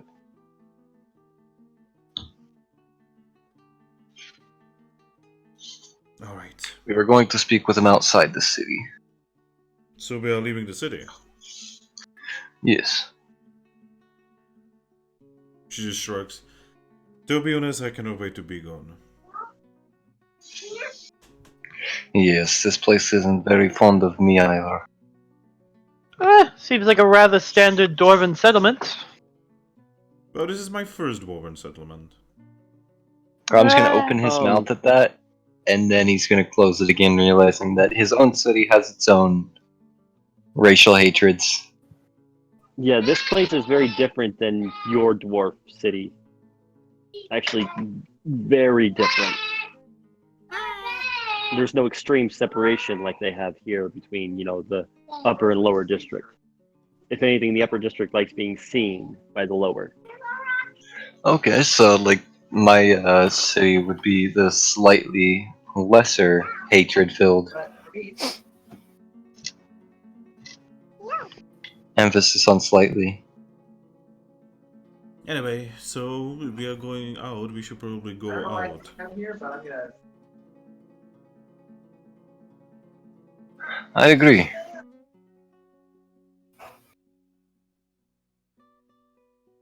We should, yes. I hope to do some shopping here, but we can look upon that later. Oh, bad news, bad news. They're pushing. I would rather make some shopping in a place smaller with less of things than in a place where the laws are upside down and generally everyone hates everyone. Yes, the only one who might get a halfway decent price here is you motioning to Auden, and you motioning to Sabine. Everyone else, well, I can already bet that we won't get a half ours for any price. One good blacksmith doesn't make a good place. He was really nice Very though. true. But there's no racial hatred between your races. Anyway, he's going to shrug and then turn for the gates. Alright, time to kidnap a hobo. And she follows.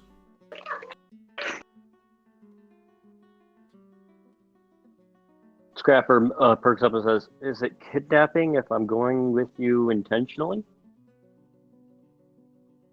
It is right, guys. She just looks at the rest of the group. We are still kidnapping him in a way. Do No, I you don't- have I don't any think so. understanding of the word kidnap? But I've never actually kidnapped anyone. Crom's just chuckling. Auden laughs and says, "Kidnapping normally implies that they're unwilling." Oh, I lost a.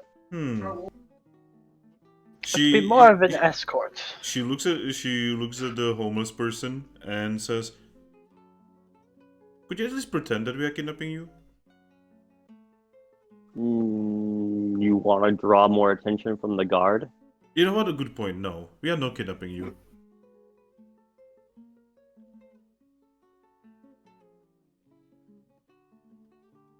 Auden just laughs again.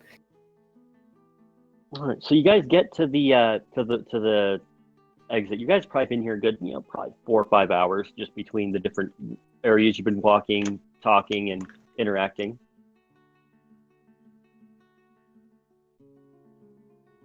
And so, as you get there, the same guard from earlier, who was doing check-ins, is still doing check-ins, and he spots you, and is walking.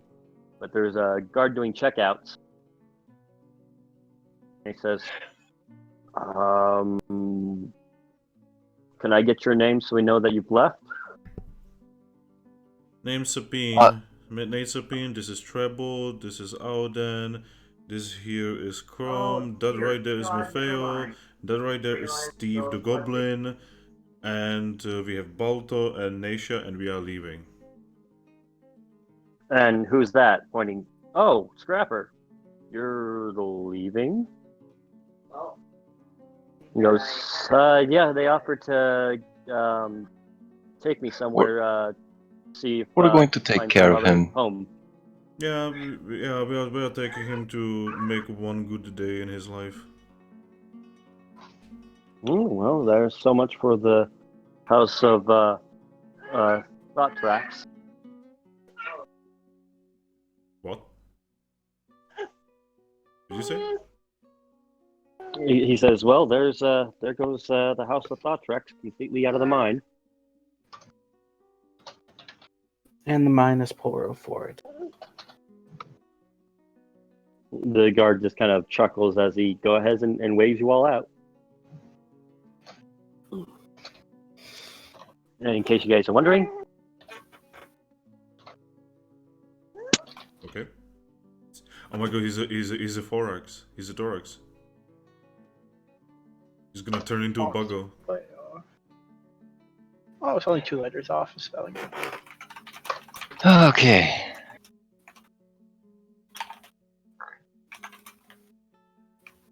all right. So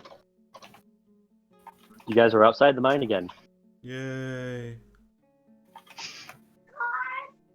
I think the safest place for us to speak would probably be the skiff for now. Likely, yes. Scrapper, are you wanting to stay here, or are you wanting to come with us to the Oasis? He looks at you and says, like I said, I'm as good as dead if I try to attempt to go back in there. I'm sorry to have taken that from you, but we appreciate your help. And I'll make sure you have somewhere Oh. to stay back at the Oasis. He gestures to himself and says, "Well, you're already aware of what I have left." Wait, why is he technically already dead? What have you guys done? Well, it's not so much what we've done as what he's going to do for us. We can discuss the rest of that in the skiff, however. Yes. Away for crying years. Can she feel any magic from him? Him specifically, no, he's not a spellcaster. Okay. He is he was a master craftsman. I'm just asking. Okay, then I guess we're heading for the skiff.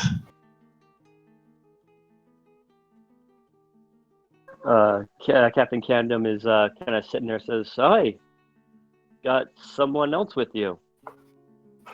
Yeah, this seems to be a usual thing with our group. Yes. Oh, alrighty then. What? Come on aboard, and he puts down the ramp to help you all in.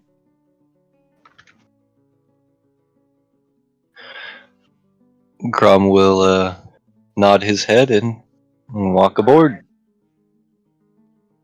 Your camel is happy to see you. He is happy to see his camel.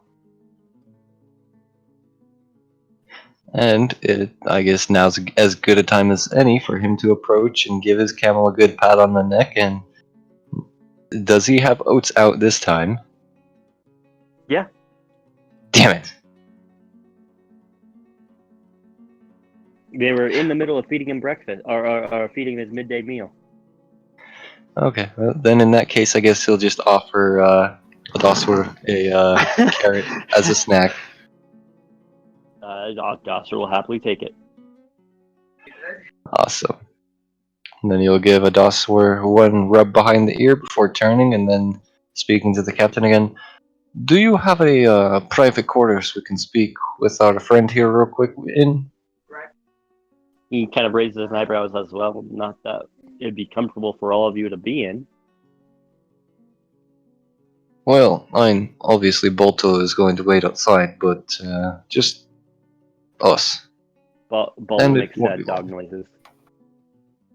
I'm sorry, Bolto. It's just you're very, very big.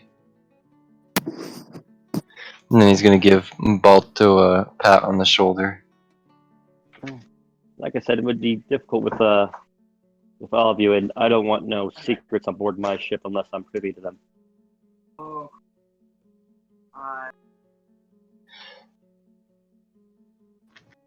That is understandable. I will stay with Balto, so he's got some company. Crom's going to nod with that and say, alright.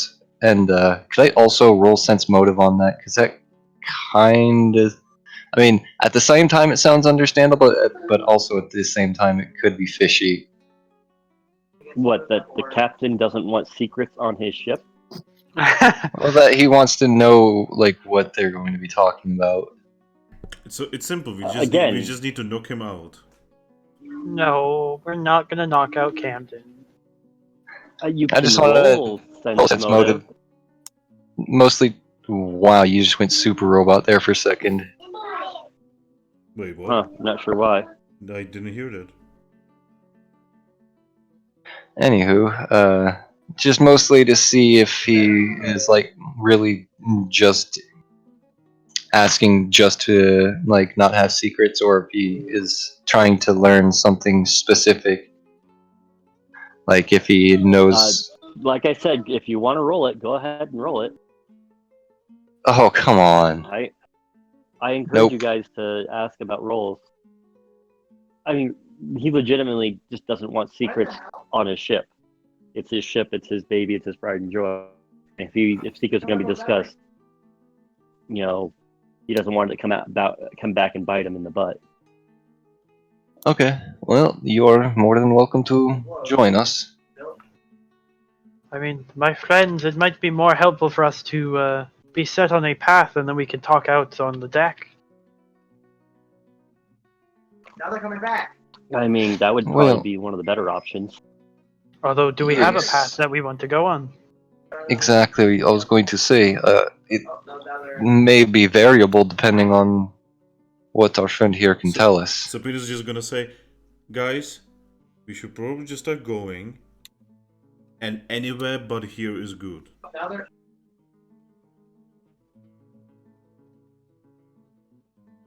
That's a very good idea, my friend Sabine. You know things are really strange when I'm the voice of reason here. Why don't we head back to the town to collect our bounty? That's a several-day trip Bounty. out of the way. No, yeah, like the town is probably on fire by now or something, or maybe there was like a double-headed dragon the size of a town falling on it or something. Who knows? My friend lives there, so I'd like to know. Oh.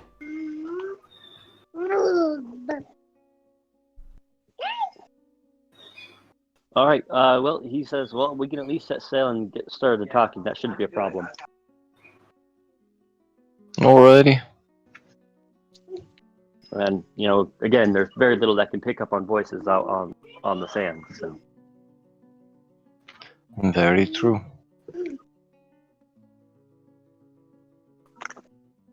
All right. So you guys get everything set up. They pull the anchor. They let the dockers know they're headed out. Seems a bit early for someone to normally be docking out, but they ain't going to question it. They'll let you go. They've already been paid. And you start sailing on the skiff into the sea. Fancy. Nice. For a while, Scrapper is a bit quiet, but once he's been staring at the entrance to the dwarf mine for a while, but once it starts getting harder to see, he lets out a held breath. And he goes, so, the mines have many secrets. Indeed they do. We have been conquered by an army some time ago.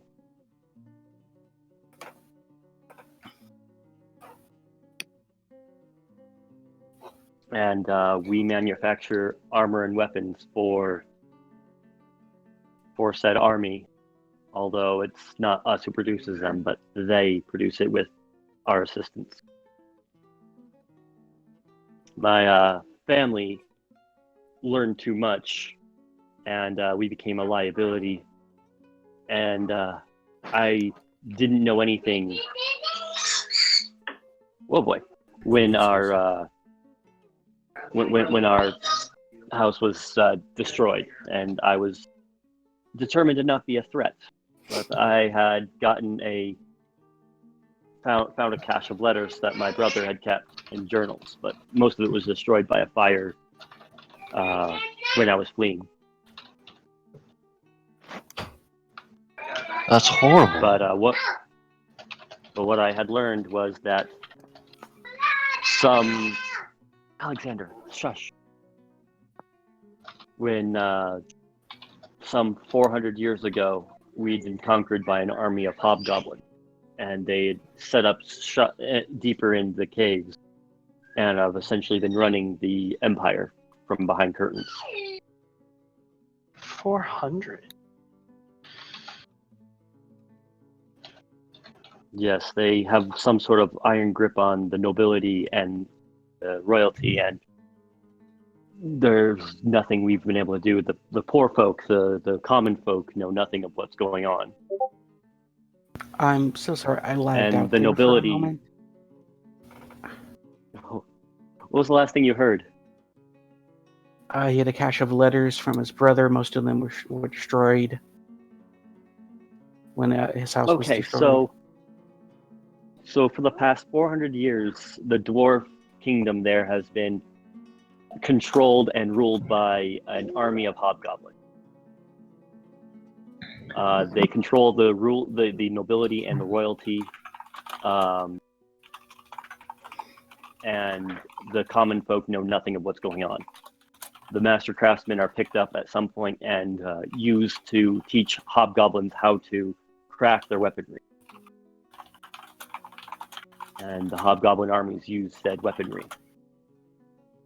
For whatever reason, in the last 20 years or so, they've increased, and over the last 5 years, they've become aggressive in attacking any force they think is dangerous.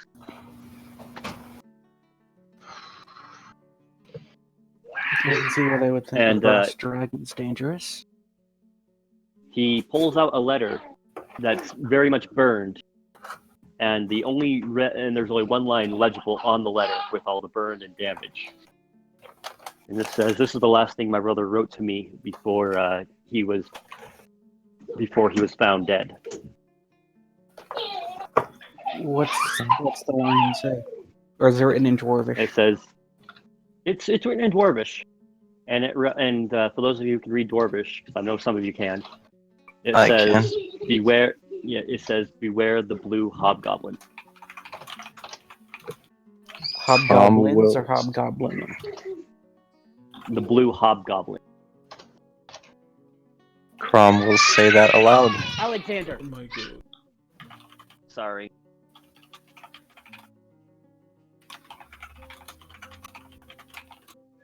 It's no worries. Crom will announce that aloud, what it says. Blue hobgoblin. That's interesting. This would be a good time to end the session, by the way, just saying. Yes. Crom's gonna... Just before we end it, Crom's gonna turn to his little motley crew here and say, "That sounds like the same group of what we could only assume were hobgoblins that attacked that caravan." I told you guys that we should have followed the hobgoblins. I was right all along. Does Well, anybody have knowledge dungeoneering? Yes. I wouldn't Anyone say we who should. has that should roll it.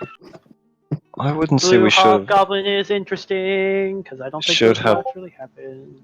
necessarily followed them. As he said, it's an army. There's only so much 6 adventurers can do versus an army. Does If anyone said else arm- have knowledge dungeoneering? Nope. I'm not trained in it, no. And the Theo's not in the conversation since he's staying with Balto, so... Well, this is out Oh, on this the is all deck. happening on deck. Oh, I thought they went below deck because they were talking about how Balto couldn't fit. Well, we were going to, but then we decided not to. We took the skiff, we left, and after a little while, we started talking on deck. Alright, well then I can roll.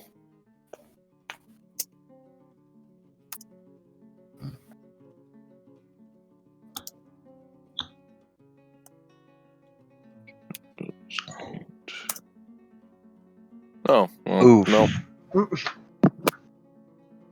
Nope. Okay. Treble, I believe you have dungeoneering. He's not Treble's here. AFK, yeah. Oh, damn. Oh, well, so Steve got enough. Hobgoblins are normally grayscale. Yeah? And they usually prefer temperate hills for an environment to exist in. Hey, blue hobgoblin, you said? That just doesn't seem to make much sense. So I know Perhaps. something. Auden, I don't know if he does know it. Perhaps it's some sort of mutation. I'm gonna message you something, Striker. Sure. But Finn's not wrong. This isn't necessarily a bad place for us to call it closed, so let's just finally finish wrapping up this conversation. Alrighty. I want to see what Eowyn has here in his mindset.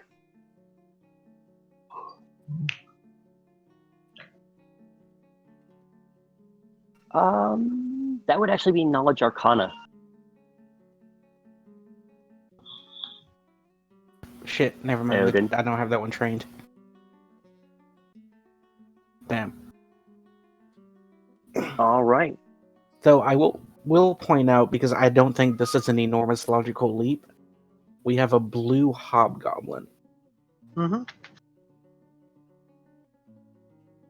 And it's fairly well known in the area who the ancestral enemies of bronze dragons are, right?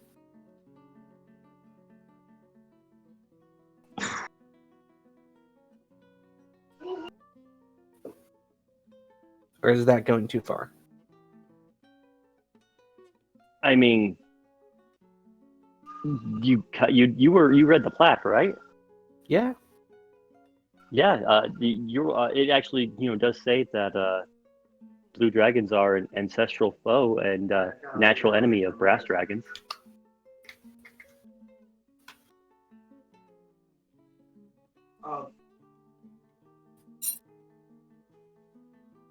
Just saying.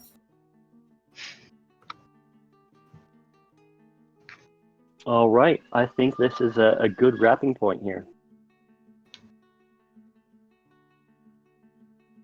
Alrighty. Alright. All right. Well, this has been our seventh session. I hope you all enjoyed. Very much That was so. a ton of fun, hell yeah. I A had lot of so much things are fun. coming together. I get to be really nice I'm to sorry, someone. the roles there for being hated, or were terrible. Yeah, but yeah, so yeah, this has been session 7. I hope you guys enjoyed it, and goodbye on the next stream. See ya. Bye. Bye.